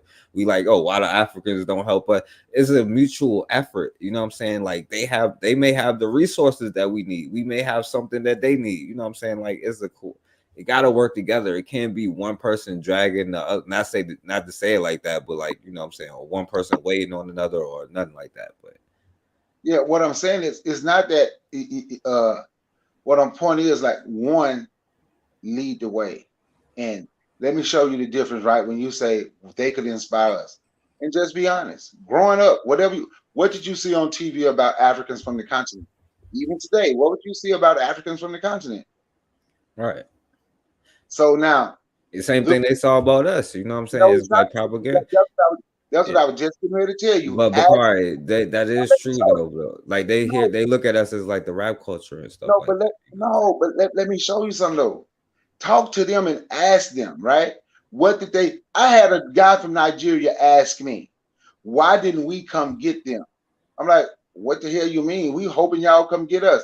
He was like, we saw y'all on TV. They showed us. They showed us all the power y'all have. Y'all were the richest people in this country. Y'all were controlling the country. These people, it was one ask and all of them believed it. They really believed that because people showed. Because I said, man, did you ever see a black president? He said, man, we were shown. He said, y'all didn't want to be president. Y'all had y'all own everything over here. I say, so what do you see when you get here? Well, it's not like they showed us. But the point that I'm making is, if they're not here and they don't see us, and the people who's over there, who's in the middle, can show them that these black people got all this and they don't care about y'all, because there was more to the conversation than what I said. But that's the point that I'm making. They think, the reason being because a lot of them think and have been shown that we have all of the power and we're the richest people in this country. A lot of them, if you talk to them, you'll see a lot of people really thought that before they came here. Now I'm not gonna lie, Bakari, because I understand, because like I agree with you on the middleman part, and that's like, you know what I'm saying, my point. But a lot of them that I've talked to, they be like, oh, we was like the thugs, like, because like, you know, like I like know a lot of African brothers just like working with them, you know what I'm saying? And so half of them be like, and I'm not saying that they hate black people or don't like them, you know what I'm saying? I'm just saying what they was told, you know what I'm saying? Some of them funny as hell, some of them cool as hell, some of them is coons, you know what I'm saying? Like, I'm not gonna lie, like I've seen them all, you know what I'm saying?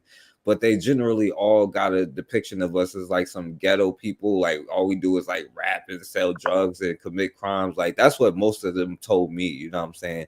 And they saw differently when they came, you know what I'm saying? Some of them do kiss up to like the white people, but some of them don't, you know what I'm saying? But like I didn't get the, like they was teaching us that we was doing, like they taught us, like the ones that everyone that I've met, you know what I'm saying, mostly be like, yo, we taught that y'all wasn't doing nothing in America, like y'all was lazy, y'all was thugs and selling drugs and all this other stuff, you know what I'm saying? Like that's why a lot of them try to be like, yo, we don't, because that's what, I don't blame them, but that's the thing that they was told. Like that's what I've seen, like, you know. Yeah, and that's the and that would be the younger generation. So the people that I was talking to telling me this was, they're old. I'm 51, and this was a few years back, but they're older than me. So like right now, if you see Africa, you don't see just hungry kids all the time with flies in their face and on their belly, right? But me, when I was coming up, that's all you saw of Africa. They was poor, destitute, don't know how to feed themselves, don't know nothing. But you don't see that too much. You'll see, but you don't see it now like you saw it then. So yes, of course, the image has changed some, but but like I say, these people, they're older than me. So it was a different time in what they were showing on TV. You understand what I'm saying? So they were showing that we got all this money and we don't care about them. But you have, and look, it ain't nothing worse than an African coon. Nothing in the world. And Man, dude I used to work with. Ain't nothing worse than an African coon. Nothing. Yo, I gotta second that one, Bakari. I was a supervisor in the post office, and when the first Hidden Colors came out, right? And so we would have a little gaggle of us, sitting around just talking and things like that. So I was like, oh yeah, these cool folk. See, I didn't understand the mental side that they had. And so when the white boys started trying to build an EEO case on me, right, saying that I was discriminatory and things like that, you know who they went to sign statements, to go at me, to try to write me up and get me fired? It was a Cameroonian, it was an Ethiopian, and they were dyed in the world. Yeah, he's racist. He doesn't like them. And I was like, yo, even if I am racist, what that got to do with you? Right. I wish Icon Fire was still in here, because again, Icon Fire comes in here and he talks about that, American Messiah complex. That's just what I'm gonna have to call it, right? The American Messiah complex when it comes to black people. And he did some explaining of it, but I wish he was here right now to expound on that, because he can better relate to us like what that's about, because he's in the Caribbean, right? And he talks about, we're waiting for y'all so that we can come link up with y'all to get things on and cracking. Well, that's the thing, right? Okay. And I'll try not to be like, but y'all be like, yo, don't be biting my tongue no more, right? But like, see, like, yo, all of that is still based off of like I would say the European structure, but the American structure, because they like, oh, well, you have the most resources, which is dollar bill. We don't have no damn resources, you know what I'm saying? They actually have the resources, but it's like dollar bills, and then like, I guess access to guns, but I don't believe that's true either, you know what I'm saying? I don't know, you know what I'm saying? But like that's black people's mentality. I don't be like, yo, the Africans, and because like I said, I had other stuff to show. I probably ain't gonna be able to, but like that is still based off of somebody else's structure to even feel like we're in the better position, because that just means, oh, well, y'all have more access to European stuff. Like, no, you have more access to the material, you know what I'm saying? Like, and us working together, business is really the only way that it'll be, you know what I'm saying? But like I said, like, we still tribal people. Like, we never escape that tribalism. And it's okay to be Nigerian, Kenyan. It's okay to be, like, I ain't gonna say American, but like, you know, like Black people that's here in America. You know what I'm saying? Because to me, Bakari, African American, is a African that's been Americanized. And I say that dude, Sheriff David Clark, is an African American, but that was before this whole thing. But yo, so I call him an American, man. Yeah, African American. Yeah, He's a Black American. He's an African American. That's even better. That's even better, because he's a Black American. Him and Jesse Lee Peterson. No, aren't they're Africans and they've been Americanized, you know? Nah, bro, they transgressed against the ancestors, man. Look, I could talk the spiritual stuff, but I'm not as spiritual, but I will definitely say, you commit outright treason against the ancestors, you just like we say we'll pull your Black card. Well, guess what? We're pulling their African card, man. They Black Americans. And yeah, no, I'm saying that they got the American part. That's the cross part, you know what I'm saying? The only reason why is a betrayal, because Black people they don't realize they can't be Americans. And that's why, like, people like the Justice dude that just got put out there, you know what I'm saying? They can't, like, we think we can be citizens, but it's not written for that to be there. You know what I'm saying? Like, it's literally. What's the Justice dude? Clarence Thomas, I mean. Okay, yeah, because they're trying to fire him now, right? Remove him or something? They talk about all the money he's scamming and all of that stuff, even though they all was participating, but they threw him under the bus. Like, he's an African, that's why he couldn't fit in, but he got Americanized and he thought he could, and he sold his people out. That's why it's betrayal, because they are African. It wouldn't be betrayal if they wasn't African, right? It would be, you know what I'm saying, the enemy doing what the enemy does, you know what I'm saying? They're Black American, man. They're Black American. Exactly, man. They that's the oldest thing. It's the oldest trick. It's the oldest trick in the book, man. They've always used that. Again, that's what the FBA dudes talk about, right? Like, white supremacists break their shovel when they're done. These dudes don't understand when they're tools. I covered this in the 4-part lecture, or the 3-part lecture series that I did on hypersexuality, right? I opened it up with talking about Sammy Lee Davis, or Sammy Lee Jr., whatever the hell his name is. You know, he died penniless. Yeah, Sammy Davis Jr. There you go. He died penniless, but in his autobiography, he wrote about how he liked going to all the swinger parties and stuff like that, even though he didn't think none of them were Satanists and things like that. He liked performing these debaucherous acts because it was access to sex for him. And then he actually went to the UK and missed out on one of those swinger parties, and come to find out they were real Satanists, and they happened to have murdered another woman, cut her stomach open. She was pregnant. Like, it was some sick stuff, and that could have also been him. Like, these people don't understand when they're just tools, man. They just don't, because they get sexual access or they get financial access, and next thing you know, the hell with Black folk. I'm down with y'all. And guess what? When it's all said and done, when they're finished with you, you're going the same way as Sammy Davis Jr., Bill Cosby, Clarence Thomas, every last single one of them, man. You got to stay dyed in the wool.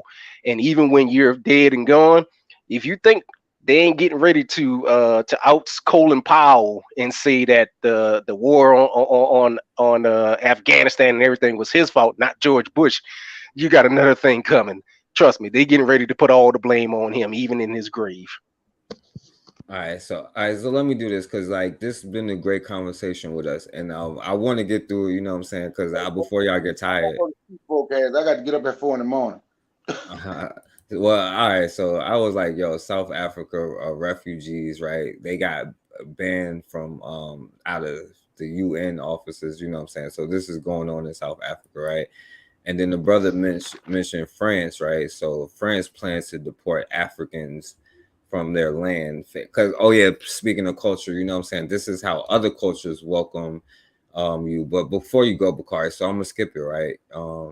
So listen to this. Speaking of Africans, my brother, check out what this African here said. You're not African? Are you dumb? I've done nothing wrong, okay? I just said I'm South African, which I am. Like, even on my other TikToks, I've been being called a colonizer. What did I do? I didn't do anything wrong, my guy. My parents decided to have the nasty in South Africa, where they live, and have me, you know? And now you're calling me a colonizer. I didn't colonize shit, okay? I was born here just like you. Don't come at me like that. As if you are South African. Is that like low-key racism? Like, you came at me because I'm white. Nah. Like, I understand the history of South Africa. Because I was taught it, because I live here, okay? But why am I getting hate for it? Like, I didn't do shit. Like, all that stuff happened, like, hundreds of years ago. I'm 19! Why are you involving me in it? Huh? Okay, let me just live my life, okay? I'm African. You heard him, Bakari. He ain't learned shit, because none of that was hundreds of years ago. Mandela was hundreds of years ago? You heard this African right here. I heard the Afrikaner. I met one of them in person, and he was trying to say he said he was an African. I said, "You Afrikaner?" Well, here I'm African American. I said, "You can't be. We're black. You can't. You're not what we are. So will you please stop saying that you're not African? You're Afrikaner. Your ancestors come from the Netherlands. They Vikings, actually, them Dutch. That's wherever the hell the Netherlands. That's what I call all of them, the Vikings. But I said, man, but your ancestors, that's the Dutch people over there, and you know, and he keep trying to come. No, you can't convince me. So please stop saying that, please. And I told my friend, like, we're not buying them from them damn Afrikaner. The hell with him. How the hell he come here and get money to start a damn business anyway? Well, but I know how he got the money. He white and they gave it to him. Because they create stuff for them, white people that come here from other places. But I know how he got the money. But yeah, I mean, you're not African, you're not African American, you're Afrikaner. Your ancestors is Dutch. No, Bakari. And let me say this, right? Because you see the difference in culture, right? France plans to deport the Africans, right? And then their culture, this white dude, after hundreds of years, right now he's an African. And you heard him, Bobby. You heard him, Bakari. He's an African, right? So when you be like, African and saying like, instead of black, you know what I'm saying? You see some of the problems you run into, right? Especially with the tribal issues. You know what I'm saying, Bakari? Well, you can run into that same thing saying you black according to who you talking to. Because the Italians black, the Native Americans black. No, they're not black at all. Well, I'm just so, and neither is, and he's not African. See how they don't be like on black though. It's only black people that say that. Oh, no, hold on, Bakari. Watch this. I'm gonna show you some more Africans, right? This is another African. It's about Cleopatra. Taylor was the biggest movie star in the world at the time she played Cleopatra. She was not. Also inaccurate. I don't know where do you get the idea. Oh yeah, here go those appropriating Egyptians, those Arabs. These Africans here. Because Bakari said those is Dutch, but let's look at some other Africans then. He was banned in Egypt and many Arab countries because of Elizabeth Taylor's stance towards the state of Israel, because they was... blah, blah, blah. Now, the problem for me, it's not about color. It's not about white and black. This is a very reductive way to talk about things. This is the way... Now, he says not about color, even though he's mad that it's being played by a black woman, but it's not about color. That's crazy. Know any better. Now, the problem for me, it's not about color. It's not about white and black. This is a very reductive way to talk about things. This is the way that Americans talk about it. I'm very sorry. Like, I come from Egypt. Egypt has a very diverse color palette. People can look like me or they can look deeper skin tone like Anwar Sadat, who comes from a Nubian origin. It's not about black and white. It's about look the white like continuous him, or culture dark like Nubian. appropriation. And but he said like Nubian instead of like, well, he said Egyptian too, so. Yeah, he said Anwar Sadat. He was their president. Anwar Sadat was black. Oh, he was black? Yeah, Anwar Sadat was black. Okay, I don't know who that is. That's why he said come of Nubian origin. That's why he said it. He's come from Nubian origin, and they killed him. Arabs. Arabs. He was the president. Arabs assassinated him too. Man. And once You know Been done by this grifter here, man. I have a problem with our people in the sense of I get tired of hearing this. You know, we can create all shades. Man, look here.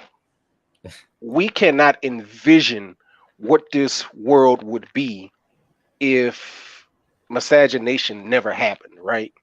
So when we get this, you know, black can create all shades. Well, do we know that for a fact? Do we know? Because there is no way to scientifically prove what the skin tone of those bones were of everyone who they find. We have no way of being able to prove that. And I know this is going to come off sounding like some crazy talk, but the truth of the fact is I feel like some people who say that, they say that because they want to accept people like this here into the black atmosphere, where these people don't want to accept you anywhere in theirs, right? And so it brings me over to Muammar Gaddafi. A lot of people talk about the great Muammar Gaddafi, the great Muammar Gaddafi.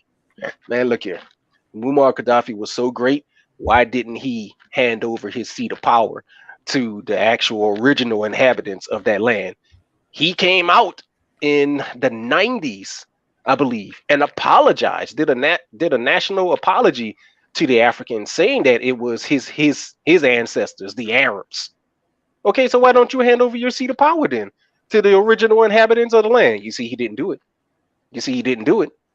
So I have a problem, man, when we come up with all of this, we can create all colors. Because when you say that, all you do is give power to people like this here, man, who are gonna come down the line later on to say, nah, we the original people, not y'all. What are you talking about? You're speaking hatred. You're speaking xenophobic tropes, man. It's bull, man. It's bull. Yo, the part they left out is we can create all races when we mix with other people. That's the part. Oh man, look here. That don't get me on another tangent. Hey, black makers, I absolutely agree. And the other thing that I hate is everybody African. Read the Out of Africa theory. Then when you read the Out of Africa theory, it even tells you when the Africans left Africa, they met other human species. So, but what we do is and I agree with everything you just said, 100%. What we do is so we can try to be with everybody. We just see the whole world was black at one time. With no proof of that, we just said so we can be with everybody else. And that's what we are. That's what our aim is, to be with everybody else. Bobby E. Wright said Cleopatra was a mulatto. Yeah, but not the original Cleopatra. There were like 7 different Cleopatras. See, that's why when white people show Cleopatra as white, I don't get mad. Because what they're doing at that time, they are showing their history. They are showing where the black have been bred out of, have actually been sexed out of Cleopatra. The first Cleopatra was black. And I want to say the second one, but since I ain't for sure about the second one, I'm just going to stick with the first one. Had a mulatto baby.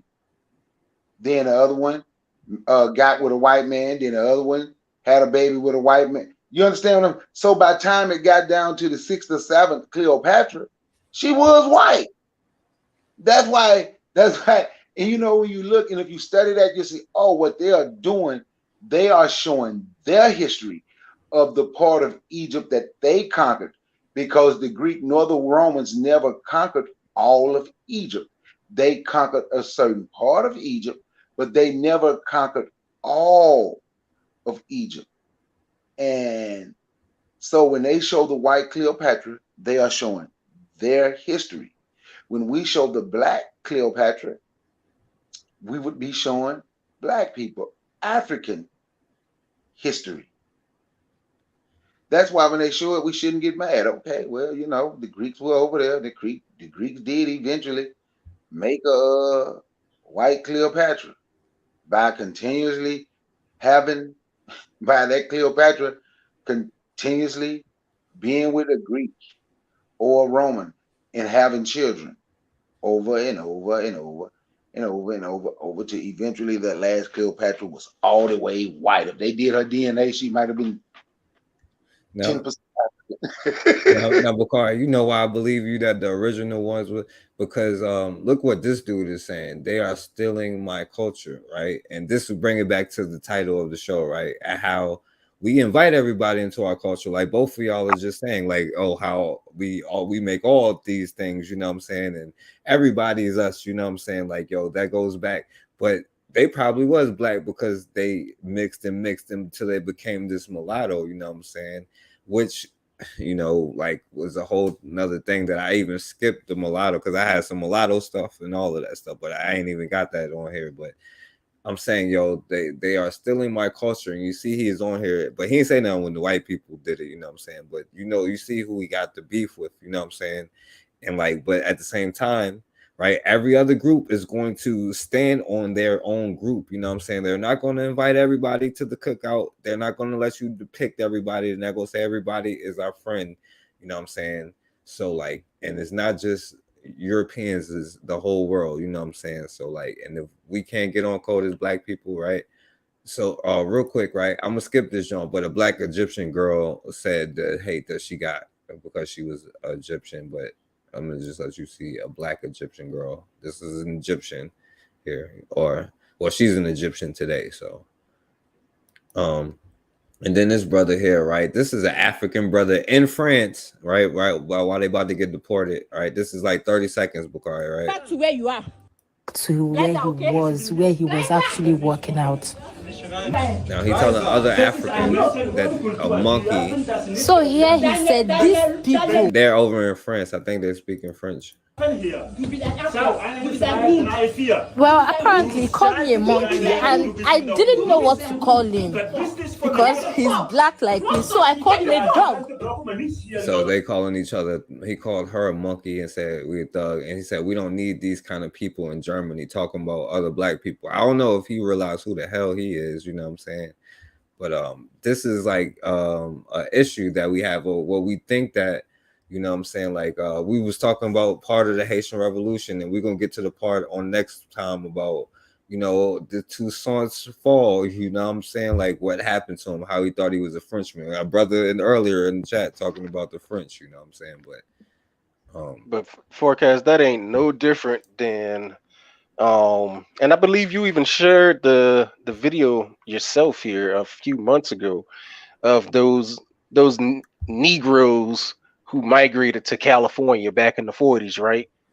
And how they were talking about, you know, we don't want, when they were talking about, you know, the rest of black people living in the South, we don't want their kind up here. You know, they're illiterate, they don't do anything. Like they were talking about us like we're not even human. They were talking about us worse than stout white racists. Because their families moved to California, and you know they were second or third generation Californians, and so they lost all of their connection to the South. And I mean, there's videos of that happening in California, but that's it. That's around the country. Yet alone, it's around the world where they disconnect from their people. And they see no attachment to them because we have this fractured psyche of our identity of who we are as a group of people, man. And again, that just it happens around the world. It's not this here. It's just a tried and true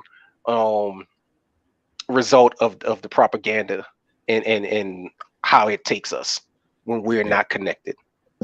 Yo, hey, Bakari, before you go, why, before you speak on that, listen to this, right? Because you just talk about all around the world. So I'll do some, because y'all not gonna have the same kind of caping energy where it's not all Black Americans. You're gonna be like, look at this coon here. And that's another thing I want to point out. Like, we got to have the same energy all around the board. We got to be like, oh, not all Black Americans is coons, and we got to cape for Black Americans. And when we hear this, brother, if that's Black Americans are coons, man. Anybody that gets ancestors. I'm a black person in America, so us. We listen. were raised that way. So, what did you think of the Emmett Till situation?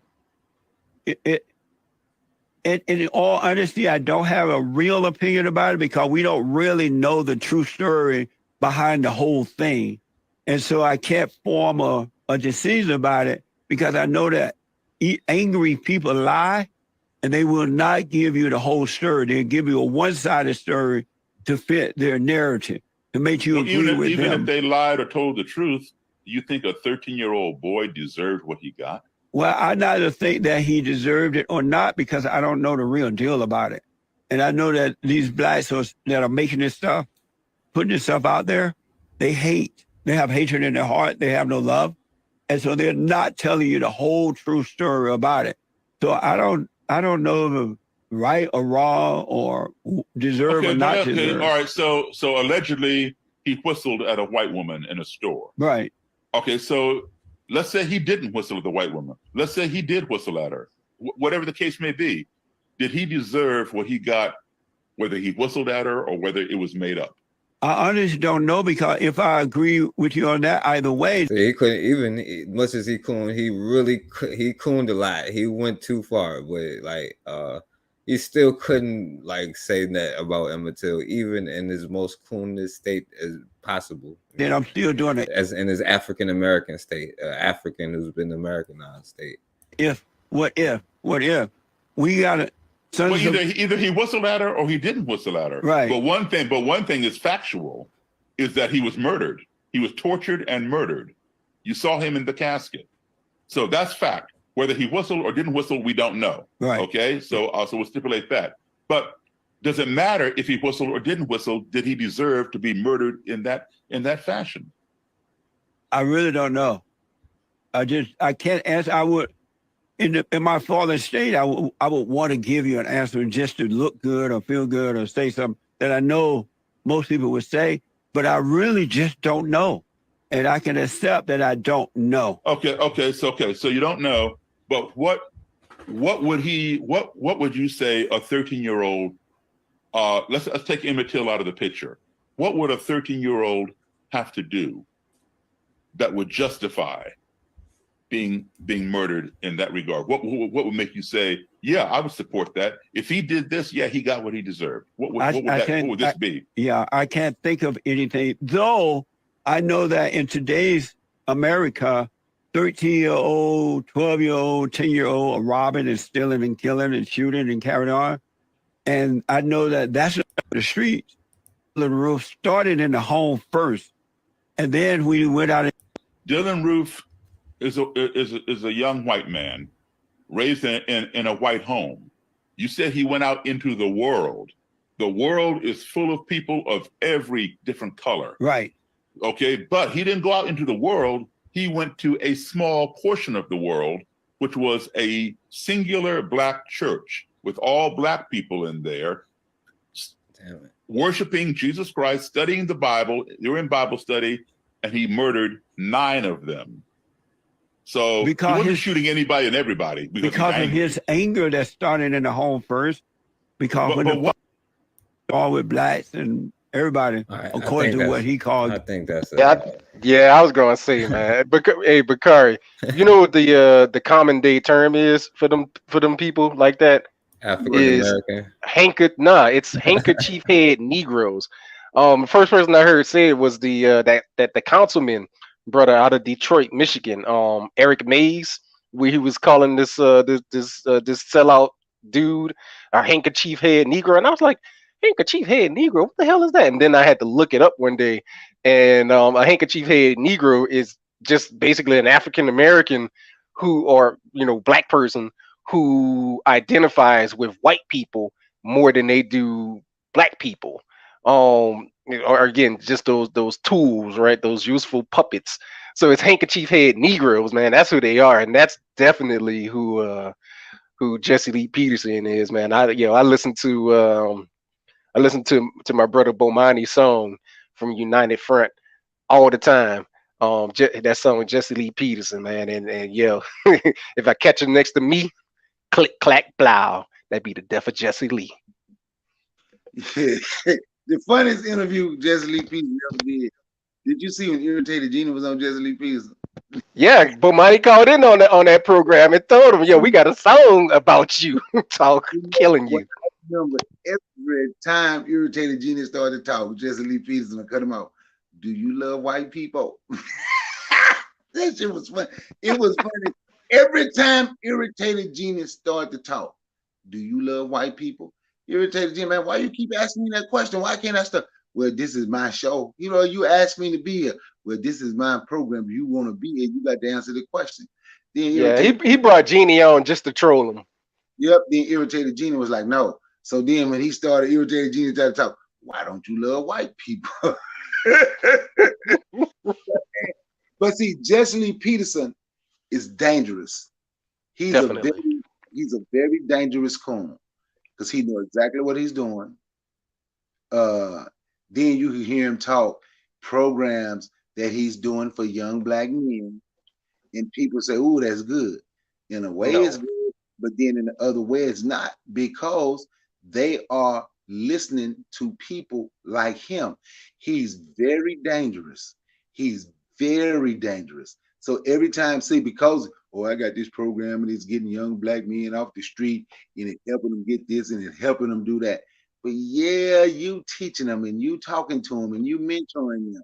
So he's able to get money from people to set up a mentoring program.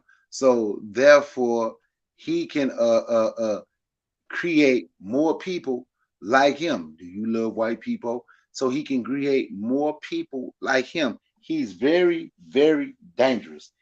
Very dangerous.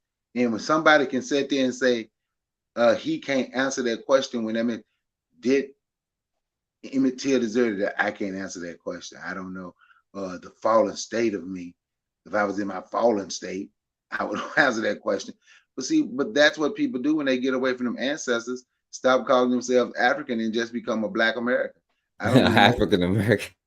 I have no idea what a Black American is. I've asked that question 125,000 times, and I've never gotten an answer. What is a Black American? What is a Black American? I have no idea. Everybody else come from somewhere, but the people who get away from where their ancestors come from, you see how they turn out, just like Jesse Lee Peterson. And you know that brings up a very poignant thing that we have to talk about in our closed circles. What are we going to use as an identifier? Because no matter what we do, what we say, people have lost all sense of who they are. I would say we should call ourselves African, but I'm okay with using the term Black. But we see that our people have now this mentality of Black ain't no group of people, it's just a color. And it's like, yo, I'm okay with using any term that's not a derogatory term that we can use to identify ourselves as a group of people. Because until we do that, we're not going to be able to come together on any damn thing. And I know, I think pretty much everybody on this panel in the chat all agrees that they use Black and African synonymously.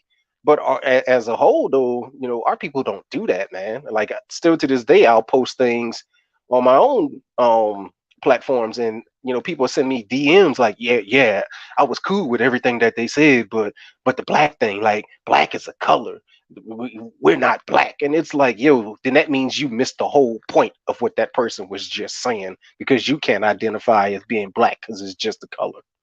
Right. I always be like, it don't matter what we call ourselves, as long as we take action. We could be like the Planeteer. We know what we saying. Or the brother be like, yo, well, we just have to use it for comment. Why and those people who say that about the word Black use the word Black more than any of us here. You know what I'm saying?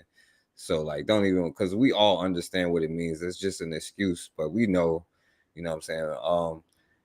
Like, all right, so let me do this, right? Y'all both can put y'all channels in the chat, right? I'm gonna show something positive. Y'all put y'all stuff in the chat, and I'm gonna let y'all give y'all last words so we can wrap it up. I'm gonna show something positive while we do that. So, and put what y'all want to put in the chat. Bakari, you did your show earlier, so you could put your joint in the chat, and you could put your IG, the right one, in there.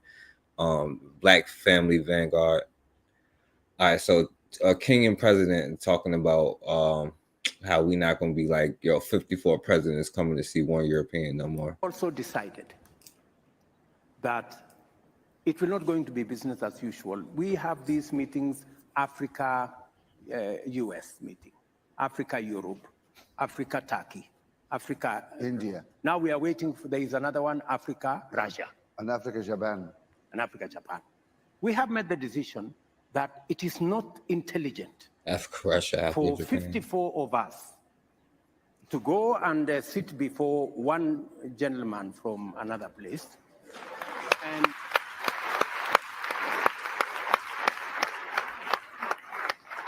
I mean, and sometimes we are mistreated.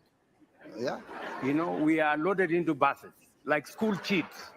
You know, and it's not right. Well, you are summoned. You know. All right, so y'all hear that? I don't know what the deal is, you know what I'm saying, but that sounds promising. But y'all know probably better than me. But I mean, like, yeah, he said Africa, China, Africa, and this goes back to that culture of protecting your culture.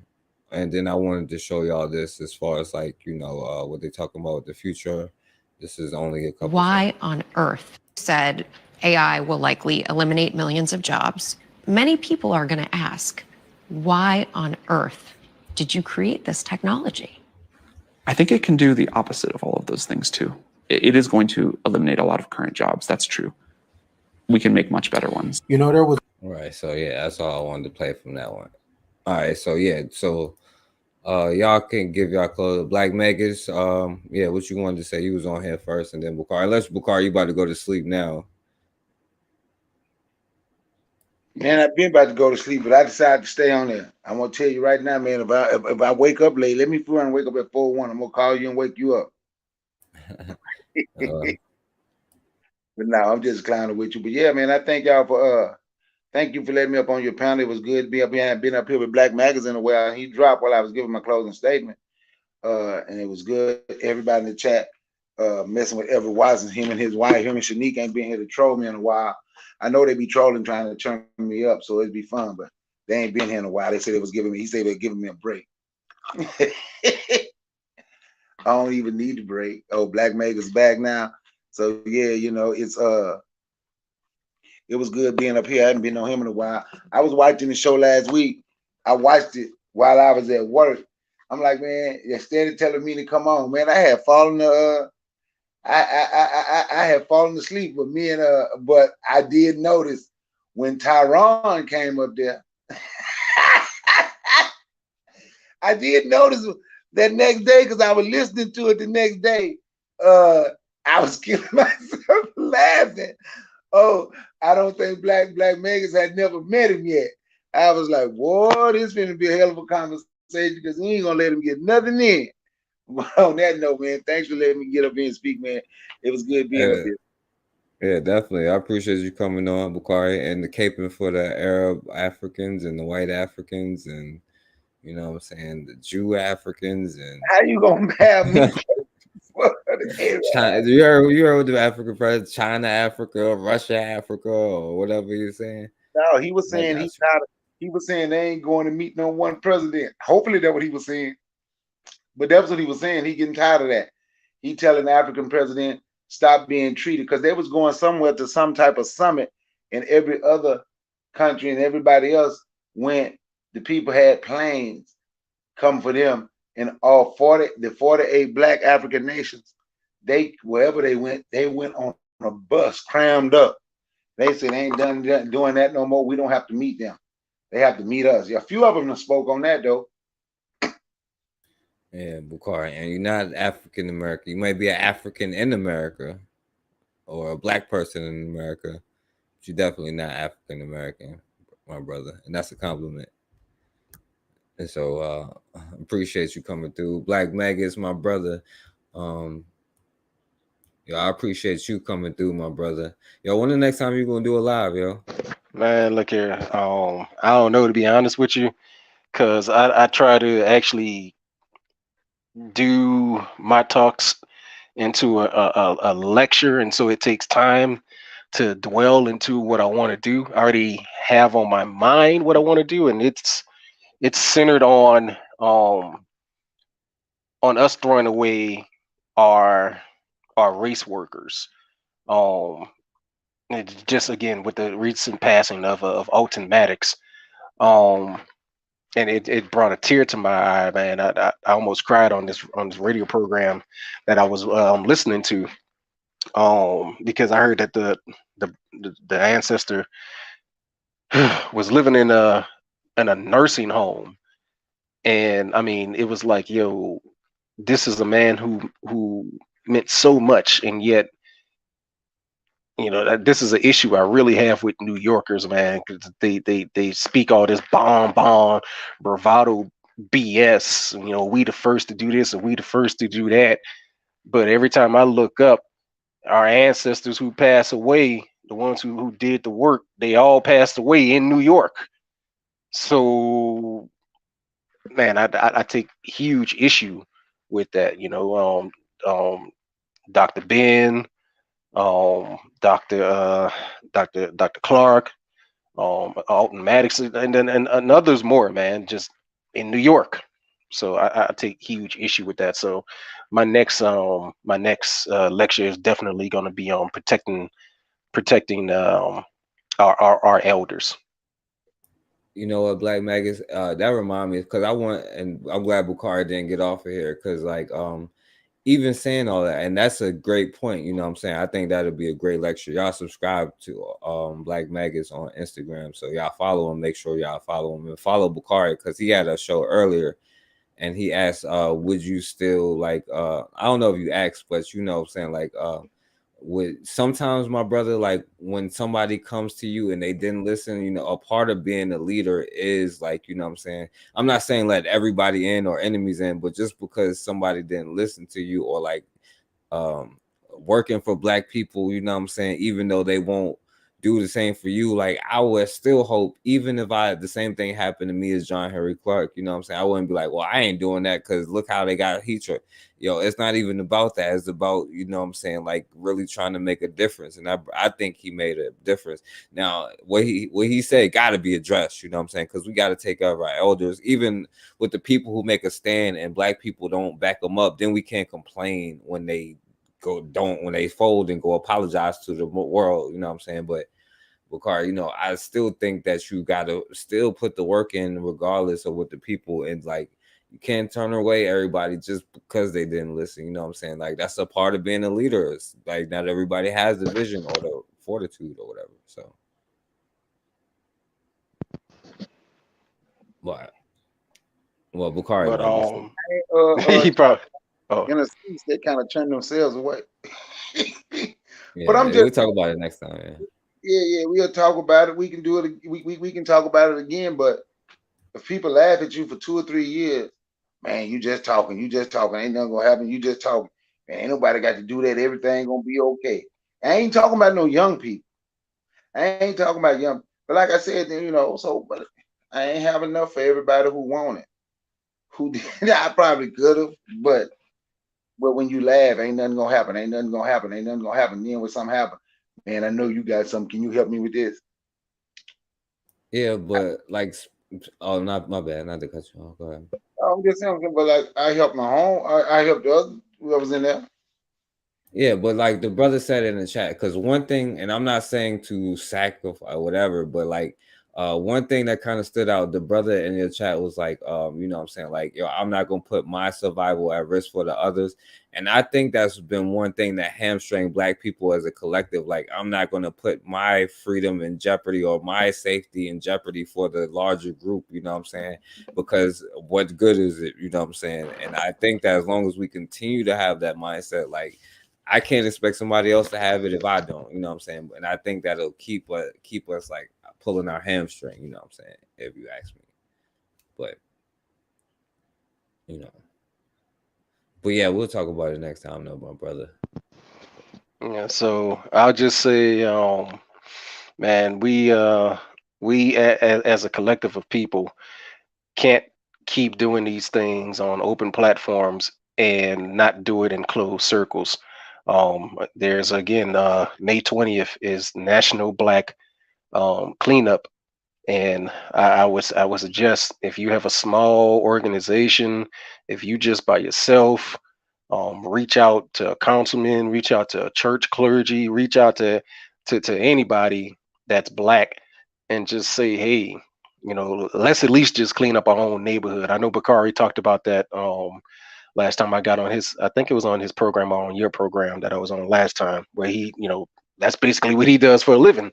But it's something simple. Like, we have to be able to at least talk to our people. If we can't do the simplest thing of at least having a casual conversation, and that's something that could be done by just saying, hey, let's just pick up the trash on your block. Like, the children in that neighborhood will be able to see a person who's not part of their neighborhood coming around and trying to make a difference in their neighborhood. And that should be something that actually invigorates that child. Like, it's going to plant that seed no matter what, because they can definitely look outside and see crackers walking around and cleaning up. But do they see any of us doing it? They know that they'll be the ones throwing the trash down. But if you can instill a sense of pride in those children, that means more than anything, man. And so we should be reaching out to these children, reach out to these babies, because that's our insurance policy. Our children are our insurance policy, because if we get it wrong or if we get it right, it now falls upon them. They are the ancestors returned, and we ourselves have to be ancestors returned one day. And so if we don't instill a sense of straight Black pride into our children, we ourselves will cease to exist, because our babies will not recreate us in this throughout this time, man, this life stream, this cycle, whatever you want to call it. We need to do something different in the sense of being able to build with our brothers and sisters. And we've seen too many attempts. No, I'm sorry, not too many attempts. We've seen too many actions take place through the 1800s up until where we are now. From the 1700s and 1600s, we've seen too many actions being placed, and we've seen how they've always been destroyed. We just need to now create a new, different approach. And I'm not saying that we throw away the approaches that have worked before. I always say that when we talk about using something old, I'm not talking about old and antiquated. I'm talking about tried and true. And we need to build an approach that puts everything together. And that's why I say I try to bring everything into a meiotic balance of just, we need to be moral. We need to take the moral approach to doing things. Just simple, it's not about he did this to me, so I got to do this to him. We got to take the moral approach, because we've taken morality out of our way of being, out of our life cycle. And I think that is what's definitely leading us into this fractured psyche that I always talk about, man. So with that, hey, follow me on that Black Family Vanguard on Instagram. I don't know why the link does not come up. I share it on other platforms. I don't know why it doesn't do it on yours, even though you've given me the the wrench forecast. But I greatly appreciate I don't that. know what's going on with that, yo, because I just noticed that when you said that. Hold on, you should be able to do it. Let me try something though, and then try to. I'm not sweating it, man. Hey, look, it's there. If people are serious about wanting to reach out, you got an app on your phone. It ain't hard to go in there and just type in Black Family Vanguard. That just goes. If you have to take an extra step to do something, then it goes to show that you are willing to actually put some kind of effort into doing those things. And now, if it ain't a hyperlink and you ain't gonna go to it because it's a hyperlink, then guess what? I didn't want you there in the audience in the first place. Yeah, because you the moderator. I don't know what else I could do, because YouTube be hating on my channel though. So I don't understand that. I'm gonna have to and I think I could just put it in there too, and then maybe it will do that. So I'm gonna do that too. But Yeah, definitely, my brother. I appreciate you for coming on here, my brother. And yo, this was a great conversation. Every time you come on, I think it do be productive. You know what I'm saying? Yeah, man. Yeah, it Again, won't do it for I me love what I either. see y'all doing, man. I don't know why. I know I made that account off of my Instagram app that's on my phone, because my original page, man, my Black Magus page, man, that thing shadow banned like crazy of all the stuff that I've shared on there. I've only just gotten the ability to go live on that page again, like maybe within the last week, but I didn't have that ability for like a whole year. I could do reels, but I couldn't go live. So I don't know if maybe some of that shadow banning kind of like latched on to my Black Family Vanguard, but you know, on Instagram, you can click on your videos to see how many times they've been viewed. And I let my stuff get viewed on Facebook as well. And so I see my videos and things like that get thousands, tens of thousands of views. But as far as likes and things go, or people who follow, like I see the agents when they come in, and so I block them and restrict them. But those who are genuine, like I accept it, and I love the feedback that people give. I just wish my people weren't afraid. Like, I show my face on Instagram, and I don't talk as stout as I would like to on Instagram. Not only because, first off, you really can't talk as stout as you really want to on Instagram, because they'll just block you any damn way. But you know, we have to understand that there is a way that we can be pro-Black, whatever term you want to use, hotep or any of that stuff, and still, you know, keep your job, right? Because that's what it gets down to. Our people are financially afraid. They're not afraid of anything else. They're just financially afraid. Even those who have their own businesses. Well, if I do this, then I'm not going to get as many customers, or my vendor is going to drop me, or Cash App or whatever won't let me use their platform for accepting payments. Man, look here. How long you going to be afraid? Guess what? There's a way to organize and do things on a public platform, but the real work, we save that for off these airlines. Right. Yo, and yo, that's a great point, you know what I'm saying? Because that's what pisses me off, like the fact that yo, it's almost like a catch-22, but like, yo, we don't realize that we hold the power with ourselves, you know what I'm saying? Not to be on no political thing, but if you had a job and everybody like, yo, this is not right, they can't just fire everybody. You got the power, but like, even you putting your stuff together, financing yourself, it will help you with these things. But you know, it comes with building all the stuff that we saying. And so yeah, definitely that's the truth, my brother.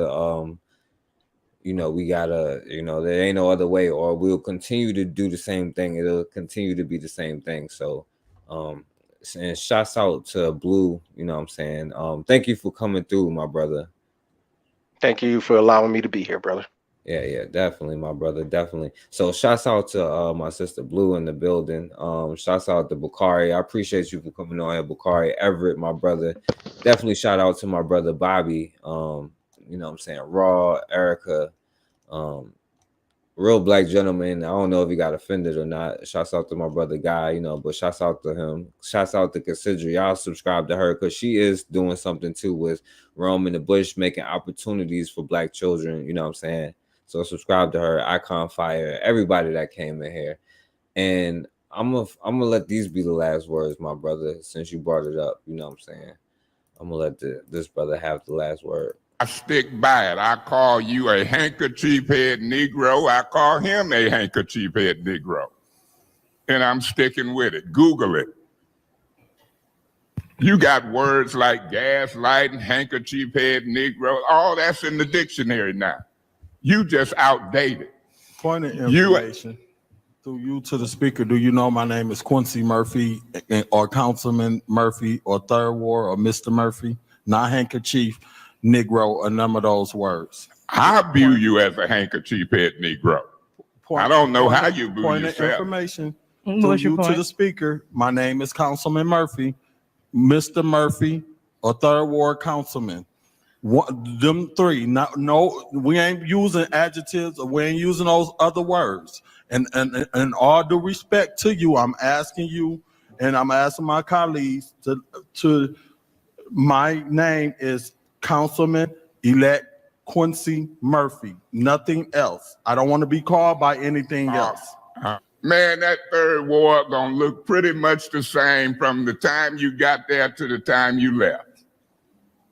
Y'all ain't doing all of that, but your ego got you thinking you are. That's usually how handkerchief head Negroes act and talk to other Negroes. I'm gonna talk about it. They used to call him Uncle Tom. Go ahead. Yeah, Mr. Mays, please refrain from referring to your colleagues as derogatory names. This is an appeal on me calling y'all handkerchief head Negroes. And so I'm gonna talk about handkerchief head Negroes in the appeal, win, lose, or draw. That's what this appeal is about. I call you and him a handkerchief head Negro. Now y'all don't want me to say handkerchief head Negro in the appeal. What he want me to say? Mr. Murphy, handkerchief head Negro. Councilman Murphy, handkerchief head Negro. Quincy Murphy, handkerchief head Negro. I know your name the whole time. Giving speeches. We're not going to be able to get no work done until we get him out of there. He's a disgrace. And you think I'm going to sit here and applaud you? You're a handkerchief head Negro. All right. So I appreciate y'all for listening, man. Thank all of y'all. Much love to all of y'all. Yeah, thank you, Raw. And shouts out to Bobby Blue, all y'all, Black Megas, Bakari. And oh yeah, highly favored in the building. But as always, man, we have got to start standing for something, or we're gonna keep falling for anything.